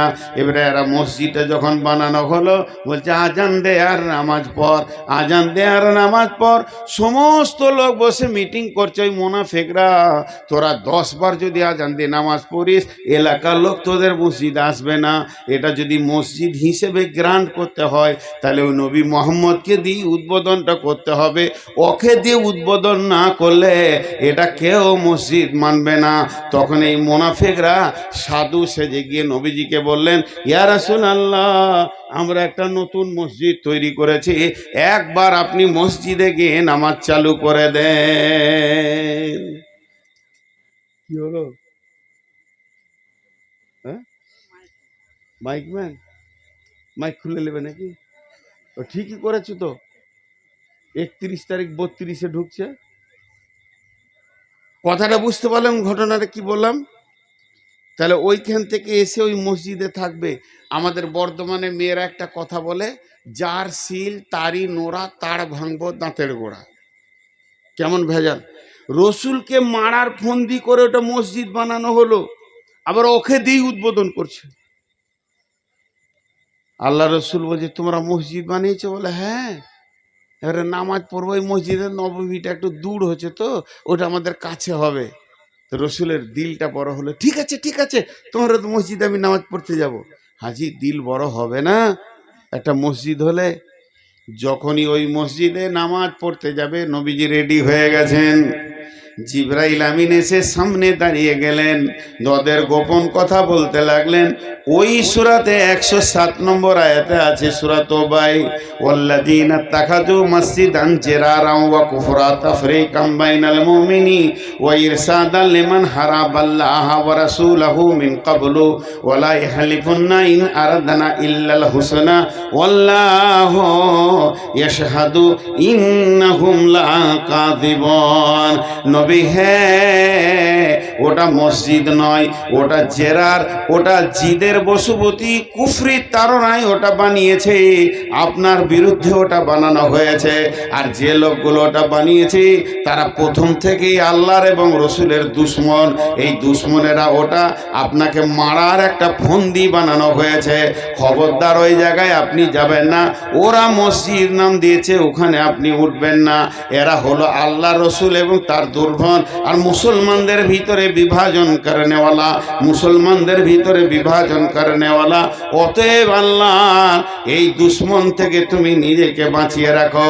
আর বললেন ওলা ওলা ইহলিফুন্না ইন আরাদনা ইল্লাল হুসনা, আপনি যতবার জিজ্ঞেস করবেন তোমরা কি করেছো, ওরা উত্তর দিবে ভালো কাজ করেছি। আর আল্লাহ নিজে সাক্ষী দিচ্ছেন আল্লাহু ইয়াশহাদু ইন্নাহুম লাকাযিবুন, এরা হলো মিথ্যুক মিথ্যুক মিথ্যুক মিথ্যুক। ঝগড়া করে দ্বিতীয় মসজিদ করা যাবে না, এটা শেষ কথা। মহব্বতের সঙ্গে যদি পাড়ায় পাড়ায় প্রতিটি ঘরে দৌড়ে দৌড়ে মসজিদ হয় তা ভালো, কিন্তু ঝগড়া করে মসজিদ বানানো, কথা বোঝাতে পারছি কিনা কথা বলে না। ঝগড়া করে মসজিদ বানানো যাবে? হ্যাঁ, একজনা ফ্যান চালিয়ে দিয়েছে, একজনা ফ্যান অফ করে দিয়েছে, লাগলো ঝগড়া মসজিদে। মসজিদে ঝগড়া হতে পারে। একটা মায়ের পেটে চারটা বেটা, একই রাস্তায় দুনিয়াতে এলো, দুটো রাস্তা লয়, আর একই বোঁটা চুষে বড় হলো। আর ওই যার পেট থেকে দুনিয়াতে এলো, যার বোঁটা চুষলে সে বুড়িয়ে গেল। চার বেটার চারটা বউ যখন এলো, তখন বাপের একটা ঘর বানানো ছিল, একটা দরজা ছিল, চারটা দরজা হয়ে গেল, হয় না? মায়ের পেটে ভাই, বাপের বানানো একটা দরজাতে ওদের আর জায়গা হলো না, চারটা দরজা যদি হয়ে যায় তো গোটা গায়ে 300 লোক, 300 মায়ের বাচ্চা একটা মসজিদের দরজায় ঢুকে নামাজ পড়ছে। ঝগড়া হতেই পারে, ঝগড়া হওয়াটা খারাপ লয়, ঝগড়া রাখাটা খারাপ। দু কথা হলো হলো, মাথা গরম সাহাবীদেরও হয়েছিল, এটা রাখাটা খারাপ। ওইটা কেন্দ্র করে দুটো মসজিদ করাও খারাপ। কথা বোঝাতে পারলাম? এবার মসজিদের দায়িত্ব নিবে কে? মসজিদের দায়িত্ব নিবে কে? ওয়াল্লাযীনা ইত্তাখাযু মাসজিদান ইন্নামা ইয়ামুরু মাসাজিদাল্লাহি মান আমানা বিল্লাহি ওয়াল ইয়াউমিল আখিরি ওয়া আকামাস সালাতা ওয়া আতাজ যাকাতা ওয়া লাম ইয়াখশা ইল্লাল্লাহ। কে উঠাউঠি করবেন না, এইটা তর্জমা করে ছেড়ে দেব ইনশাআল্লাহ। শুধু এই আয়াতটা তর্জমা করে ভাই আমি বহুত কথা বলছি। আজকে এসেছিল এইখানে কোন গ্রাম ভুলে গেলাম, শুক্রবার ডেট নিতে। ওদেরকে বললাম যে আমাকে 12টার আগে যদি না ছাড়েন আমি ডেট লিখবো না। ওরা ওয়াদা দিল, তাই আমি ওদের ডেটটা লিখেছি। আমার খালি পেটে সুগার হচ্ছে 390। আচ্ছা বলেন 380-90 সুগার লোকটা এত রাত জাগতে পারবে? পিয়াস নাই, পানি লিচি, মুখে জিভ আটকে গেছে। তো আপনাদের কাছে এইটাই আমার শেষ আয়াত, আর এই আয়াতটা তর্জমা করে আজকের দিনে সমাপনী দিব। আপনারা একটা মনোযোগ দিয়ে শুনেন এই আয়াতটা। আজকে আমরা মসজিদ থেকে দূরে আছি। এক মুরব্বী, দাড়ি চুল সব পেকে গেছে, মুরব্বী ইমাম, ওর চুল দাড়ি ভুরু শুধু সাদা হয়ে গেছে। বিচারা সাদা সিধা মানুষ, আল্লাহওয়ালা মানুষ, মসজিদে দাঁড়িয়ে আছে। একজনের গরু ঢুকে গেছে, আর গরু যে বড় বড় শিং। ইমাম সাহেব তো ভয়ে এক কোণে লেগে গেছে, চিল্লাইছে, কার গরু রে, কার গরু রে, গরু নিয়ে যান, এলে মরে যাবো। গরু কার? যার গরু তার মসজিদের সামনেই বাড়ি। সে আবার বেরিয়ে এসে বলছে, মৌলবি সাহেব মানুষ অত চেঁচান কেন যে?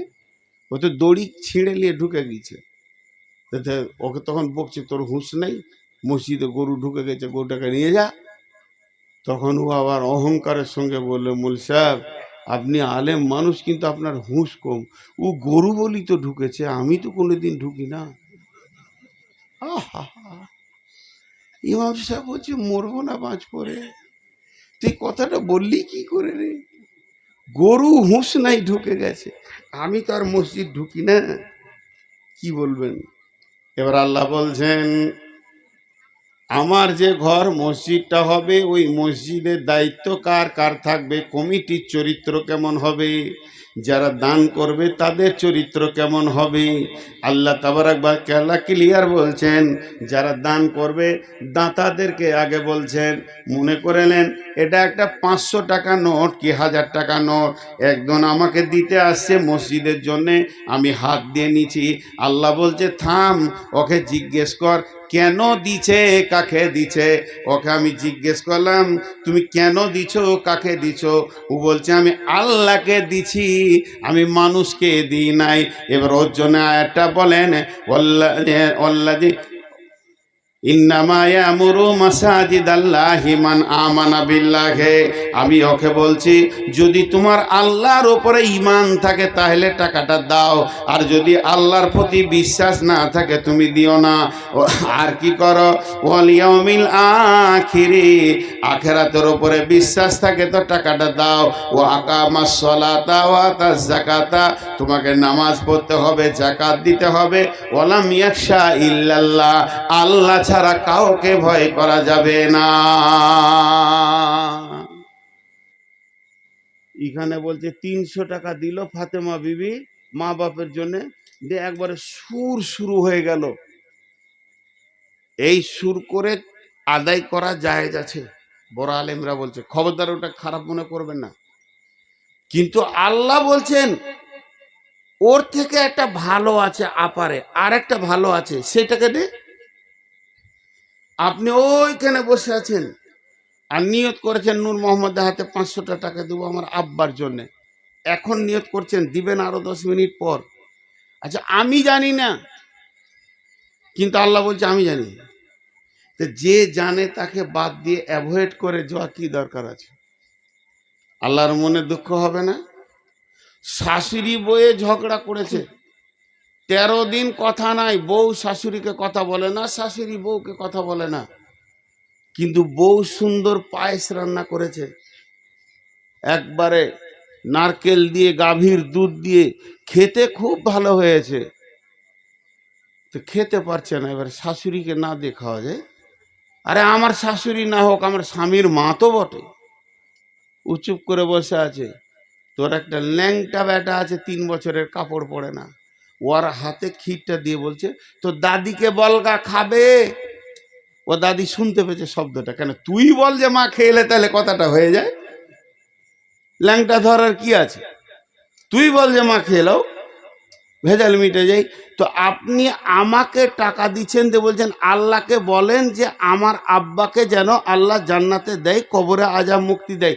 তার থেকে ভালো আপনি টাকাটা নামিয়ে দেন, আল্লাহকে বলেন আল্লাহ তো আমাকে আমার বাপকে জান্নাত দিয়ে দে, এটা বেশি কবুল হবে। আমার গোলাম আমার কাছে চেয়েছে। ওই বউটা যদি শাশুড়িকে বলে মা খেলেন, তো কলিজাটা বড় হবে যে আমার বউ আমাকে মা বলে ডেকেছে। তো আপনি যদি মুখ বন্ধ করে দিতে পারেন, নিজের নিয়তটা ঠিক রেখে, নিজের নাম বলবো না, কেন দিচ্ছি ওটা বলবো না, যাকে দিচ্ছি সে বুঝেলে, ওইটা নেকি বেশি কারেন্টের মতো কবুল হবে, ওটা কাজে লাগবে। এই জন্য বলছে হে দাতা, তুমি আল্লাহকে বিশ্বাস করো এবং আখেরাতকে বিশ্বাস করো। দুনিয়া সম্মান নেওয়ার জন্য তুমি দান করবে না মসজিদে, তোমাকে এই দানের বদলা দেওয়া হবে আখেরাতে। অতদিন তোমাকে ধৈর্য ধরতে হবে যতদিন না কিয়ামত হয়েছে। যে লোকটা 20,000 দিল, যে লোকটা 50,000 দিল, যে লোকটা 1 লাখ টাকা দিয়ে দিল, 20 লাখ টাকা দান করছে, তাকে ভেবে নিতে হবে এই বদলাটা কাল পাবো না, পরশু পাবো না, তারপরের দিনও পাবো না, জুমার দিনেও পাবো না, আমার বেটির বিয়েতেও পাবো না, কোনো কাজে পাবো না। এই টাকাটা আমি পাবো আখেরাতে, আমার সমস্ত মালের বন্টন হবে। ধন ধন করিও না ধন উপার্জন, মরিলে তোমার সঙ্গে যাবে না ধন। ধন জন উপার্জন না রহে কাহার, অপরে তোমার মালে ওরা ব্যবহার।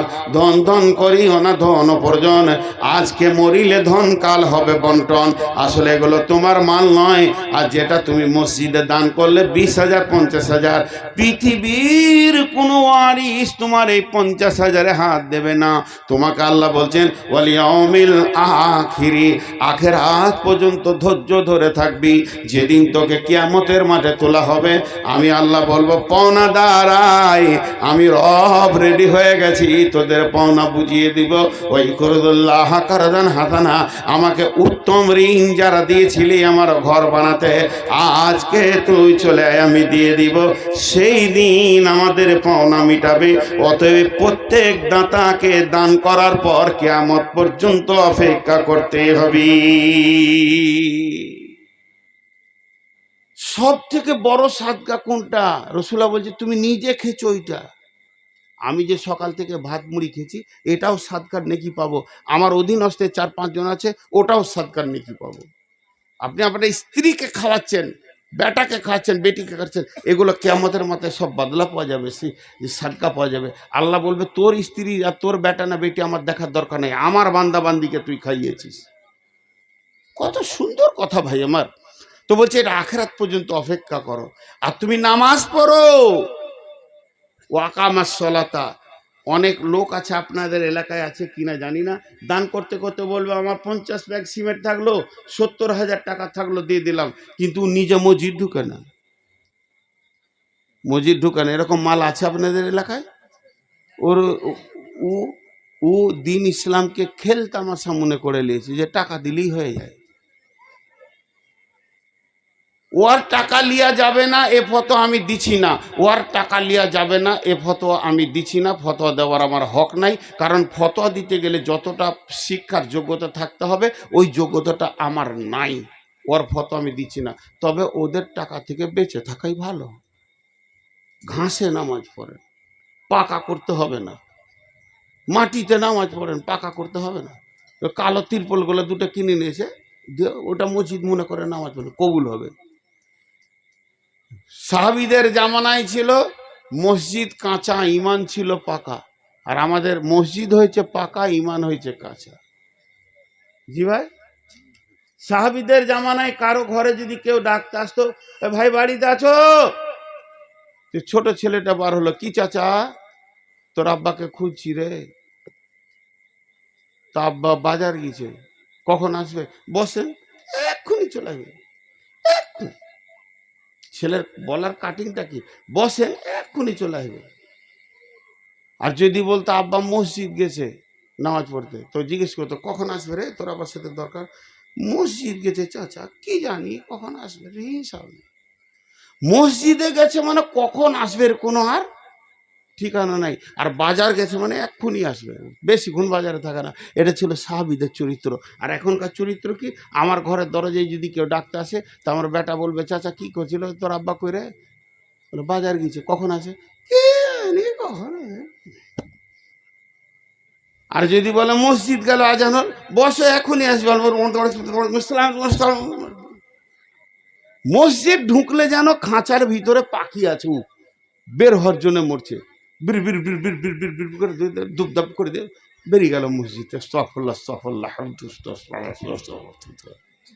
কি বললো ও জানে, ওর বাপে শেষ হয়ে যাচ্ছে।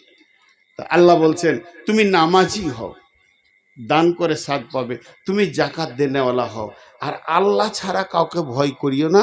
এটা বিরাট ব্যাখ্যা আছে, কোনোদিন বেঁচে থাকলে করব।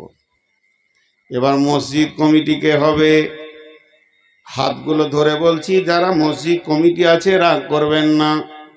এই যে টেবিলে টাকাগুলো রয়েছে, এই টাকাগুলোর মালিককে আল্লাহ। সমস্ত সাধারণ টাকাটা কাকে দিয়েছেন? আল্লাহকে। আল্লাহ বলছে সাধারণের টাকা আর নয়, এখন মালিক হয়ে গেলাম আমি। এই মালিক টাকা তুমি হাত দেওয়ার আগে ভাব, মান আমানা বিল্লাহে, আমার উপরে বিশ্বাস আছে কিনা বল। হে কমিটি, হে সেক্রেটারি, হে ক্যাশিয়ার, তুই বল আমার উপরে বিশ্বাস আছে কিনা। ওয়াল ইয়াউমিল আখিরি, আখিরাতের দিনের উপরে বিশ্বাস থাকলে আমার টাকাটা লে, আমি বেঈমানের হাতে টাকা রাখবো না, লুচ্চার হাতে টাকা রাখবো না, কোনো লাফাঙ্গারের হাতে আমার মসজিদের পবিত্র টাকা থাকবে না। তার ভিতরে 5টা গুণ থাকতে হবে। আল্লাহর উপরে ঈমান আনবে, আখিরাতের উপরে বিশ্বাস থাকবে, তাকে নামাজি হতে হবে, যাকাত দেনেওয়ালা হতে হবে যদি ধনী হয় তো। আর আল্লাহ ছাড়া কাউকে ভয় করবে না। তুই পার্টির জোরে, গায়ের জোরে, বংশের জোরে নিজেকে মতোয়াল্লি সেক্রেটারি বানিয়েছিস, তোর হাতে তো আমার টাকা থাকার মতো তোর চরিত্র নাই। তাহলে টাকাটা তুই নিয়ে যা। যেমন আমি কিয়ামতের দিন বলবো কে কি আমাকে দিয়েছো হিসাবটা বুঝে নাও, আজকে যেমন হিসাব বুঝাবো ওই রকম কিয়ামতের দিনে তুই 2026 মানে 2026 সালে আর জেনেলে এপ্রিল মাসের 1 তারিখে রাত্রিতে যে কালেকশনটা হয়েছিল সদাশিবপুরের ময়দানে, আমি আল্লাহর অঙ্কে ওটা জানা আছে, খরচা বাদে কত টিকেছে, বাকি টাকা আমাকে তিলে তিলে বুঝিয়ে দিতে হবে। শর্টে বলছি, কথাগুলো অনেক লম্বা। জুমার দিন মসজিদে উঠলাম, আমি মসজিদের ক্যাশিয়ার, আসসালামু আলাইকুম, এইদিকে ভাই একটুকু ধ্যান দেন, 2025 ও 26 মিলিয়ে এত টাকা, এত টাকা, এতখানে এত টাকা, অমুক দিয়েছে এত টাকা, এত টাকা, এত টাকা, মোট টোটাল আয় হলো 22,13,815 টাকা। এবার খরচা এখানে এত, সিমেন্টে এত, পাথরে এত, মিস্ত্রিতে এত, এইগুলো মিস্ত্রি লেবার করতে করতে খরচা হলো 22,12,825 টাকা। থাকে আর 1,000 টাকা। গাঁয়ের লোক বলছে ক্যাশিয়ার কত ভালো রে, এবারে তিলে তিলে হিসাব বলে দিলে। আল্লাহ বলছে আমাকে বুঝাইতে হবে, টাকা যা আমার। গাঁওয়ালেকে তুই বুঝিয়ে দিলি যে গায়ে ফুঁক দিয়ে ঘুরে বেড়াইছিস আর গরম গরম চপ খেয়েছিস, যে আর মনে হয় আল্লাহ ধরবে না। আল্লাহ বলছে আমি 1 টাকা 1 টাকা করে বুঝবো। কারণ তুই যেদিন বাড়িটা বানাচ্ছিলি, কুসমুর গেছিলি সিমেন্ট আর রড আনতে, আমি দেখেছি। ভ্যানওয়ালা বলছে 7 বস্তার 3 কুইন্টাল রড যাবে না রে ভাই। তুই বলি যে আমি পিছে পিছে ঠেলবো, 10টা টাকা বাঁচানোর জন্য পিছে ঠেলে ঠেলে নিয়েছে নিজের ঘর করলি। আমার মনে আছে তুই কুসমুরে বড় বড় রসগোল্লা তোকে ডাকছিল, তুই যাসনি, ঘর থেকে মুড়ি খেয়ে গেছিস আর ওইখানে দাঁড়িয়ে দাঁড়িয়ে কলতলায় মুড়ি খেয়ে এই কাজটা করেছিস। আর আমার মসজিদের কাজে তোরা একা যাসনি, 12 জন গিয়েছিলি আর খালি রসগোল্লা খেয়ে ভাউচারে লিখেছিস টিফিন খরচা 1725 টাকা। তোর হলার মাপবো।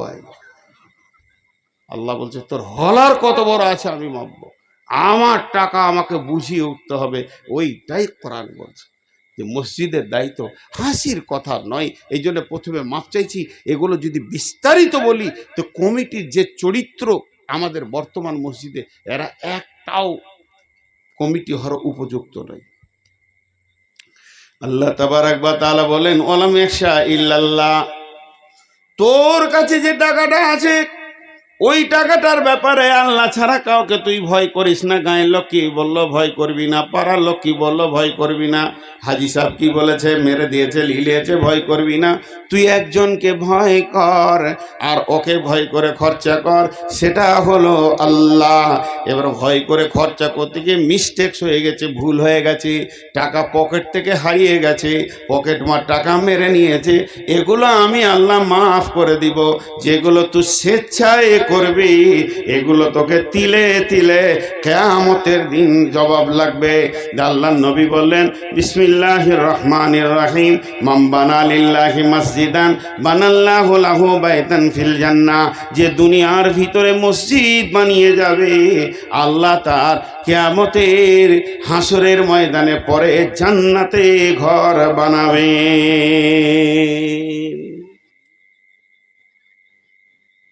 কত হলো? কবে কতক্ষণ বকা হলো?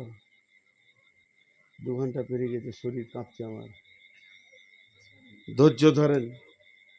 একটা হাদিস শোনাবো খালি আপনাদেরকে, মাদেরকে একটা শোনাবো, পুরুষদেরকে একটা শোনাবো, নারীদেরকে একটা শোনাবো। পুরুষদেরটা আগে বলি। বিশ্বনবী দীর্ঘদিন মসজিদে নামাজ পড়ছে, তখন শরীয়তের ইসলামের যারা সৈনিক তাদের হাতে টাকা না থাকার কারণে অন্ধকারে নামাজ হচ্ছে। কি হলো? অন্ধকারে নামাজ হচ্ছে। আমার দিকে ধ্যান দেন। হঠাৎ নবীজি এসা মাগরিবের নামাজ পড়তে গিয়ে দেখছি একটা আলো জ্বলছে মসজিদে। কিসের আলো গো? মাটির বাটিতে চর্বি গলিয়ে দিয়ে পুরাতন কাপড়ের পলতে করে কে জ্বালিয়ে দিয়েছে, যে মসজিদের আঁধারটা দূর হয়ে গিয়ে দীপ দীপ দীপ দীপ করে আলোটা জ্বলছে। রাসূলুল্লাহ সাল্লাল্লাহু আলাইহি ওয়াসাল্লাম নামাজ পড়ালেন, নামাজ পড়ে পেছন ফিরে বলছে, আলোকে জ্বালালে গো, এই সাহাবীরা, আলোকে জ্বালালে মসজিদে। যে আলোটা জ্বালিয়েছে উফের মাথাটা নামও করছে, রে না শুধিয়ে জ্বালিয়ে দিয়ে কি ভুল করলাম। বলছে আমি বলছি কে আলো জ্বালিয়েছো, উঠো। উঠে দাঁড়িয়েছে, তা মনে হচ্ছে অন্যায় করেছে। ইয়া রাসূলুল্লাহ, আমি আলো জ্বাললাম। আস্তে করে করে ভয়ে ভয়ে বলছে, তোমার মনে কি এলো যে আলো জ্বেলে দিলে? আল্লাহর ঘর আন্ধার রয়েছে, তা আমি একটা মাটির বাটি জোগাড় করে খানিক চর্বি দিয়ে পলতে দিয়ে জ্বেলে দিলাম, তা আলো হয়ে গেল। বিশ্বনবী বলছেন, রে বুরাইদা, সাহাবীটার নাম বুরাইদা, তুমি মসজিদে আলো জেলে দিয়ে আমার অন্তরকে কেড়ে নিয়েছো। আমি তোমাকে ভালোবেসে ফেলেছি বুরাইদারে। আমার 4টা মেয়ে, 4টাই বিয়ে হয়ে গেছে। কোনো একটা যদি বাকি থাকতো, কিংবা আল্লাহ যদি আমাকে 5 নম্বরে কোনো মেয়ে দিতেন, আজকে এক্ষুনি তোমার সঙ্গে বিয়ে পড়িয়ে দিয়ে আমি জামাই বানিয়ে নিতাম। হ্যাঁ গো, এই যুগে যদি কেউ মসজিদ ঝাঁট ঝাপট করে আর আলো টালো জ্বালে, মসজিদের দেখাশোনা করে, বাথরুম পেশাবখানা উজুর জায়গাগুলো সাফ করে, ওর বিয়ে হবে এই মার্কেটে? ওর বিয়ে হবে ঠিক করে বলেন? কোনো আমার বেটি ওকে চয়েস করবে না। আর চয়েস করবে কাকে? চারিদিকটা নাড়া, মাথার মাঝে বড় চুল, দেখে মনে হচ্ছে জুতো মোছা বেরাস, ওইটার পিছে পাগলি পড়ে গেছে। যে বিয়ে করার পর 17 দিন পর কেস চলছে, না চলছে সংসার, আর মাস্তানের পাল্লায় পড়ে গিয়ে বিপদ জ্বলে গেল জানলে। জি, জান জ্বলে গেল। রসুল চয়েস করলেন কোন লোকটাকে নিজের বেটির জন্য, যে মসজিদে আলো জ্বেলেছে। আজকে যদি ইয়ং অবস্থায় মসজিদে 5 ওয়াক্ত নামাজ পড়ে, তো বেটির মা বলবে আমার বেটির শখ সাদ হবে না, ছোট থেকে নামাজ হুজুর বুজুর্গ সেজে গেছে, ওই ছেলে কি বেটি দেয় গো? দিঘা তো লুচ্চালা ফাঙ্গারকে 3 দিন পর শুনবি যে তোর বেটির 17টা সতীন আছে বাইরে, সেটা হুঁশ হবে না, তখন কেঁদে মরবি। এই বর্তমানে যত বিয়ের ধুম চলছে, তত তালাকেরও ধুম চলছে এখন। দেখেন গা, এটা পুরুষদেরকে বললাম, প্রথম আলো জ্বেলেছে। এবার মেয়েদের শুনেন। বিশ্বনবীর জামানায় একটা মেয়ে প্রতিদিন কিংবা 2 দিন 1 দিন পর পর এসে মসজিদে ঢুকে, যখনও পাক অবস্থায় থাকতো, মসজিদে ঢুকে মসজিদগুলোকে ঝাড়ু দিত, ঝুলগুলোকে ঝেড়ে দিত। এমন একটা টাইমে আসতো যে নামাজের টাইম নয়, ঠিক 12টা, ঠিক 8টা 9টার দিকে এসে সমস্ত ঝেড়ে টেরে টিপটপ করে দিয়ে মসজিদ সাজিয়ে দিত। বিশ্বনবী এটা খেয়াল করেছেন। খেয়াল করতে করতে নবীজি সফরে ছিলেন কিংবা মদিনায় ছিলেন, খবর দেওয়া হয়নি। ওই মেয়েটি মারা গেছে। আল্লাহ নবী বলছেন, সেই মেয়েটি কই গো? আর তো মসজিদে তাকে দেখা যায় না, যে আল্লাহর ঘরকে সুন্দর করে ঝাড়ু দিত, পরিষ্কার পরিচ্ছন্ন করত, ওই মেয়েটিকে দেখতে পাওয়া যায় না। সাহাবীরা বললেন, ইয়া রাসূলুল্লাহ, মেয়েটি মরে গেছে, তার কবর হয়ে গেছে, আপনাকে খবর দেওয়া হয়নি। নবীজির সঙ্গে সঙ্গে বললেন, তার কবরের কাছে আমাকে নিয়ে চলো, আমি তার কবরের পাশে দাঁড়িয়ে দাঁড়িয়ে আল্লাহর কাছে তার জন্যে ক্ষমা প্রার্থনা করব। মেয়েটা কত বড় নেককার ছিল, যে স্বয়ং রসুল তার কবরের কাছে গিয়ে দোয়া করছে। মসজিদকে ঝাড়ু দেওয়া কত ভালো। আর আজকে আমাদের মা বোনদের একটা ত্রুটি আছে, ঘরকে ঝাড়ু দিয়ে যে নোংরাটা হবে মসজিদের পাশে ঢেলে দিয়ে চলে গেল। ছেলেটা যদি বলছে মা পায়খানা ফিরবো, নিয়ে এসে মসজিদের দেওয়ালের পাশে বসিয়ে দিল। মসজিদকে পরিষ্কার পরিচ্ছন্ন রাখেন। আমি আপনাদের কাছে বিদায় নিচ্ছি। আপনাদের বসে থাকা আমাকে অনেক আগ্রহ দিয়েছে। আমি মানে 390 সুগারের মানুষ, আপনাদের সঙ্গে এতক্ষণ কথা বলতে পারবো আমি ভাবিনি। তবে আমি মানসিকভাবে একটা কষ্ট পেয়েছি। আমার তোলার কথা ছিল 10টায়, দিয়েছে 11টা, তাই 11 নয়, 11 ক্রস করছে তারপরও বক্তা ছাড়ছে না। আপনারা ভাবছিলেন আমি রেগে গেছি, ওটা পাল্টিয়ে নেন। আমার কথা হচ্ছে আমি 2 ঘন্টা শুয়ে থাকলে ভালো থাকবো, তুলে নিয়ে এসে বসে থাকা কঠিন। তা আরও চলছে, তো চলুক, আমি আবার যাই একটু আরাম করি, পরে আসবো। এটা হলো কথা।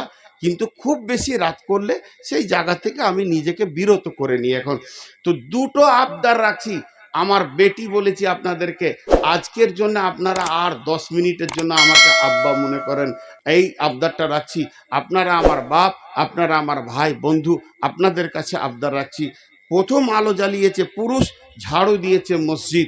তা একটা ছোট্ট বাল্বের দাম হচ্ছে 20-50 টাকা। আর একটা যদি আপনি মনে করেন ইনভার্টার দিব, তার দাম হচ্ছে প্রায় 50-60 হাজারও আছে, 30-40 হাজারও আছে, বিভিন্ন রকম। একটা অ্যামাউন্ট আপনারা রেডি করেন। আপনাদের কাছে আমি ঝাড়ুটা চাইছি, মসজিদের একটা ঝাড়ু, অন্তত ধরেন ফুল ঝাড়ু হোক, এই ঝাড়ু হোক, 20-50 টাকা দাম। আর যদি মনে করেন যে বড় ঝাড়ু দেবো, যখন চলছে যেগুলা কাবা শরীফে, ওগুলা 7-8 লাখ টাকা দাম। বিভিন্ন রকম ঝাড়ু আছে, বিভিন্ন রকম মেশিন উঠেছে। বিধায় আপনাদের কাছে একটা আবদার রাখছি, একটা পুরুষ একটা মহিলা টাকা না দিয়ে চলে যাবেন না। কেউ যদি 10-20 হাজার টাকা দেনেওয়ালা আছেন তো বলেন। আপনার কি হলো?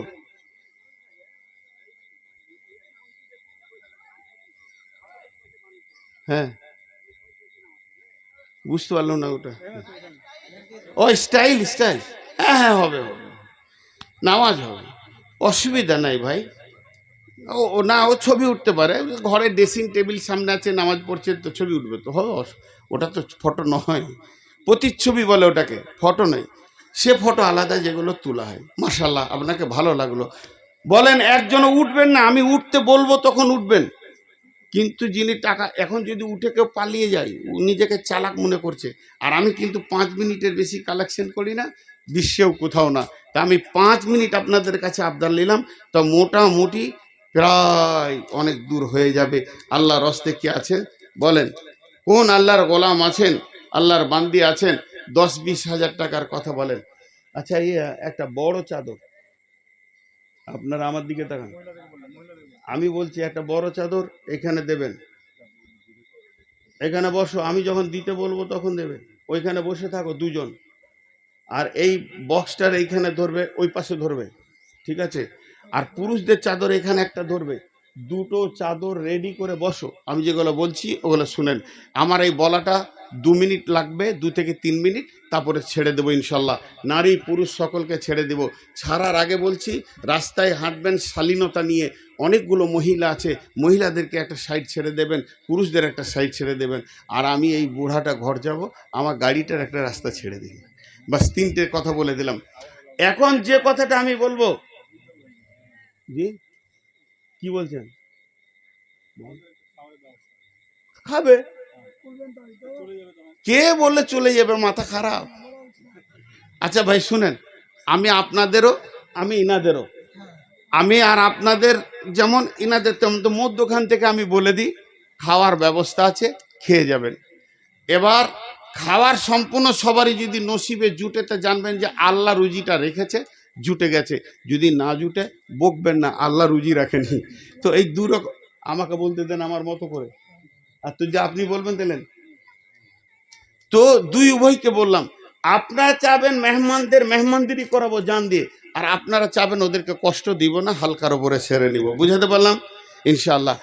এখন পুরুষদেরকে আর মহিলাকে বলছি যে রাসূলুল্লাহ সাল্লাল্লাহু আলাইহি সাল্লামের জামানায় 3 রকম কালেকশন হয়েছে।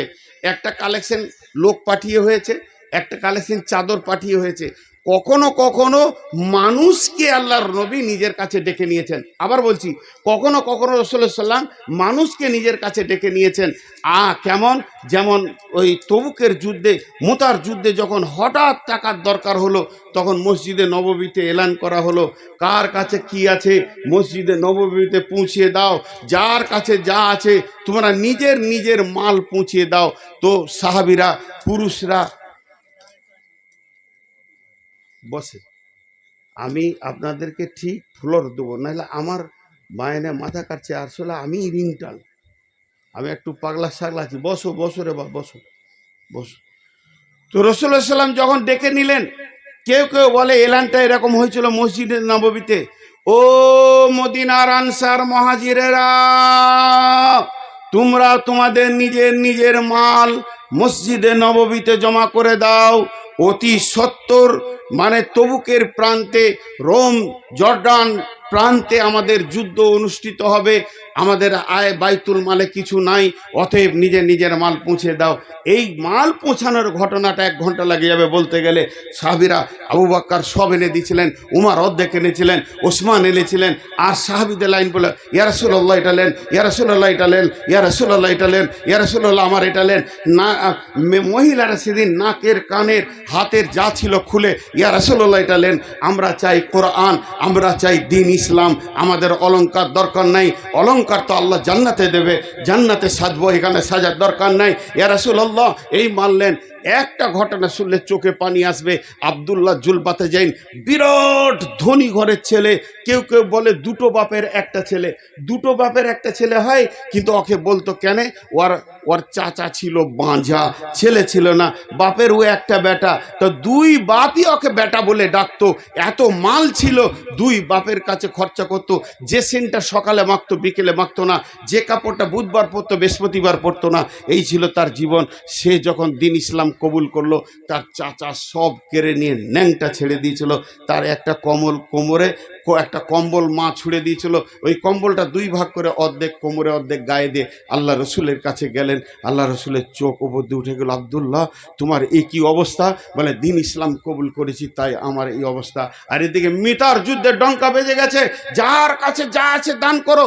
ও যেদিন ধনী ছিল দান করা অভ্যাস ছিল, এখন তো কিছুই নাই, খালি উঠছে বসছে কি দিব, উঠছে বসছে কি দিব, এইটা দিতে গা খালি হবে, এইটা দিত পাশে খালি হবে। আমার তো 2টি সম্পদ, একটা কম্বল অর্ধেক অর্ধেক, কি দিব কি দিব। শেষকালে মাথা নামো করে রসুলের কাছে পৌঁছে গেলেন। মালের ঢেরি, খেজুরের ঢেরি, সোনার ঢেরি, টাকা পয়সার ঢেরি লেগে গেছে, তারই ভিতরেও মাথা নামো করে আছে। আল্লাহ রসুল বললেন, আব্দুল্লাহ তুমি মানে তো তোমার কিছু নাই। এর ভিতরে প্রশ্ন, আব্দুল্লাহ তুমি? যখনই বললেন আব্দুল্লাহ তুমি, আব্দুল্লাহ তখন ডুকরে ভিবরে কেঁদে উঠে বললেন, ইয়া রাসূলুল্লাহ আজকে আমার কিছু দেওয়ার মন চাইছে, কিন্তু কিছু খুঁজে পেছি না।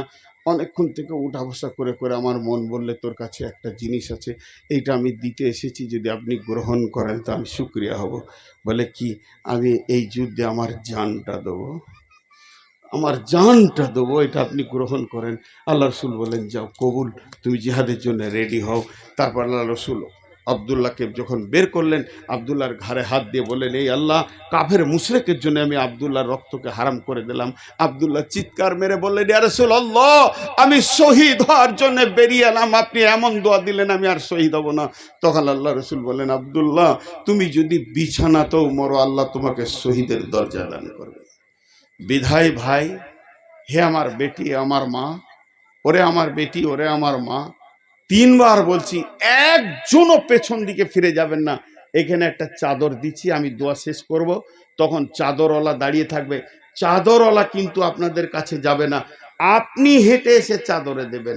পুরুষদেরকেও বলছি, এখানে একটা চাদর দিব, যতগুলি লোক আছেন হেঁটে এসে চাদরে দেবেন, চাদর আপনার কাছে যাবে না। ওই রাস্তায় যারা বসে আছেন অনেকক্ষণ থেকে শুনলেন, সকলে চাদরে আসবেন, 2 জন এসে দেবেন। আমার আল্লাহ আসমান থেকে দেখবে আর খুশি হবে। আজও সেই মুসলমানদের ইমান 1400 বছর 1450 বছর পর বেঁচে আছে, তারা আল্লাহর জন্য হেঁটে যেতে পারে। আপনি যদি 1 টাকা দেন 3 টাকার নেকি পাবেন। হেঁটে এলেন এর জন্য আল্লাহ একটা বোনাস দেবে, চাদরে দিয়েছেন এর জন্য আল্লাহ বোনাস দেবে। আর আপনি অন্তত কিয়ামতের মাঠে বলতে পারবেন, আল্লাহ আপনার মহব্বতে আমি 2 পা হেঁটেছিলাম আপনার ঘর বানানোর জন্য, এটাই আপনার নাজাতের কারণ হয়ে যেতে পারে। আমি এখন দোয়া দিচ্ছি, আপনারা বুঝে বুঝে আমিন বলবেন। এই আল্লাহ সন্ধ্যা থেকে এই পর্যন্ত যতগুলো কথা বললাম আমাদেরকে আমল করা তৌফিক দাও। এই আল্লাহ আমাদের গুনাহগুলোকে তুমি মাফ করে দাও। জোরে আমিন বলেন, মা বোনেরা আসতে বলেন, পুরুষেরা জোরে বলেন। এই আল্লাহ ছোট থেকে তিলে তিলে কতগুলো বছর কাজ করে দিয়েছি, পার করে দিয়েছি, কোনো আমল করতে পারিনি, তুমি আমাদেরকে ক্ষমা করে দাও। যা করেছি তুমি কবুল করে নাও। এ আল্লাহ আমাদের গুনাহগুলোকে মাফ করে দাও। এ আল্লাহ আমাদের মা বাপ ভাই বোন আত্মীয় স্বজন শিক্ষক মাস্টার ডাক্তার ইমাম মজ্জেন যতগুলো কালেমাওয়ালা কবরে চলে গেছে তাদেরকে মাফ করে দাও। হে আল্লাহ এখানে যারা বেঁচে আছে তাদেরকে তুমি ক্ষমা করো। তাদেরকে তুমি মাফ করো। সর্বশেষ কথা বলছি, এই আল্লাহ, এই মাগুলো যেন একটা একটা আমার বেটি বাড়ি ফিরে যাবে না যতক্ষণ চাদরে হাত না রাখবে। আমার একটা ভাই, একটা বন্ধু, একটা বাপজি, আমার একটা সন্তান পেছন ফিরে যেতে পারবে না যতক্ষণ পর্যন্ত চাদরে হাত না রাখবে। হে আল্লাহ, তুমি তাদের দানগুলোকে কবুল করে নিও। এই আল্লাহ, আজকে গোটা পশ্চিমবঙ্গকে বেঈমানরা টার্গেট করেছে। হে আল্লাহ, এখন রাত্রি 1টা বেজে গেছে, তোমার কাছে আবেদন করছি, বেঈমানদের নকশাকে তুমি কেটে তছনছ করে দাও। এ আল্লাহ, তাদেরকে তুমি ঈমান দিয়ে আমাদের দলভুক্ত ভাই করে দাও। তোমার কলমে যদি ঈমান না থাকে, ধ্বংস করে দাও। এ আল্লাহ, মুসলমানদের জান, মাল, ইজ্জত, আওরাতের তুমি হিফাজত করো। সকলে বলেন সুবহানাকা আল্লাহুম্মা ওয়া বিহামদিকা ওয়া আশহাদু আল্লা ইলাহা ইল্লা আনতা আস্তাগফিরুকা ওয়া আতুবু ইলাইকা। সকলে চাদরে হাত রাখেন, সকলে চাদরে হাত রাখেন।